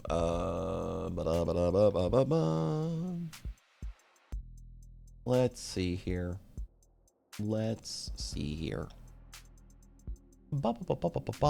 just gonna send everybody to Toad. Toad always sends people to me, so why not? Yeah, I actually do have access to both warm lemon water and ginger tea, so that will be actually very helpful. Yeah, we're gonna hit the Toad 22484, playing some XCOM. I know Toad was playing Nine Sols earlier. I wonder what happened there. I wonder if it just kind of could not have beaten that game in like 3 or 4 hours. I can't think. That game seems a bit longer than that. But thanks so much, everybody, for stopping by. Thanks for taking the Of the Devil journey with me once more. Like I said, be on the lookout for the supplementary video, likely dropping sometime tomorrow on YouTube. I'll post that on Blue Sky when it goes up, of course. And we will catch you guys next time around. Have a nice rest of your whatever, wherever you are, and we'll catch you next time. Bye.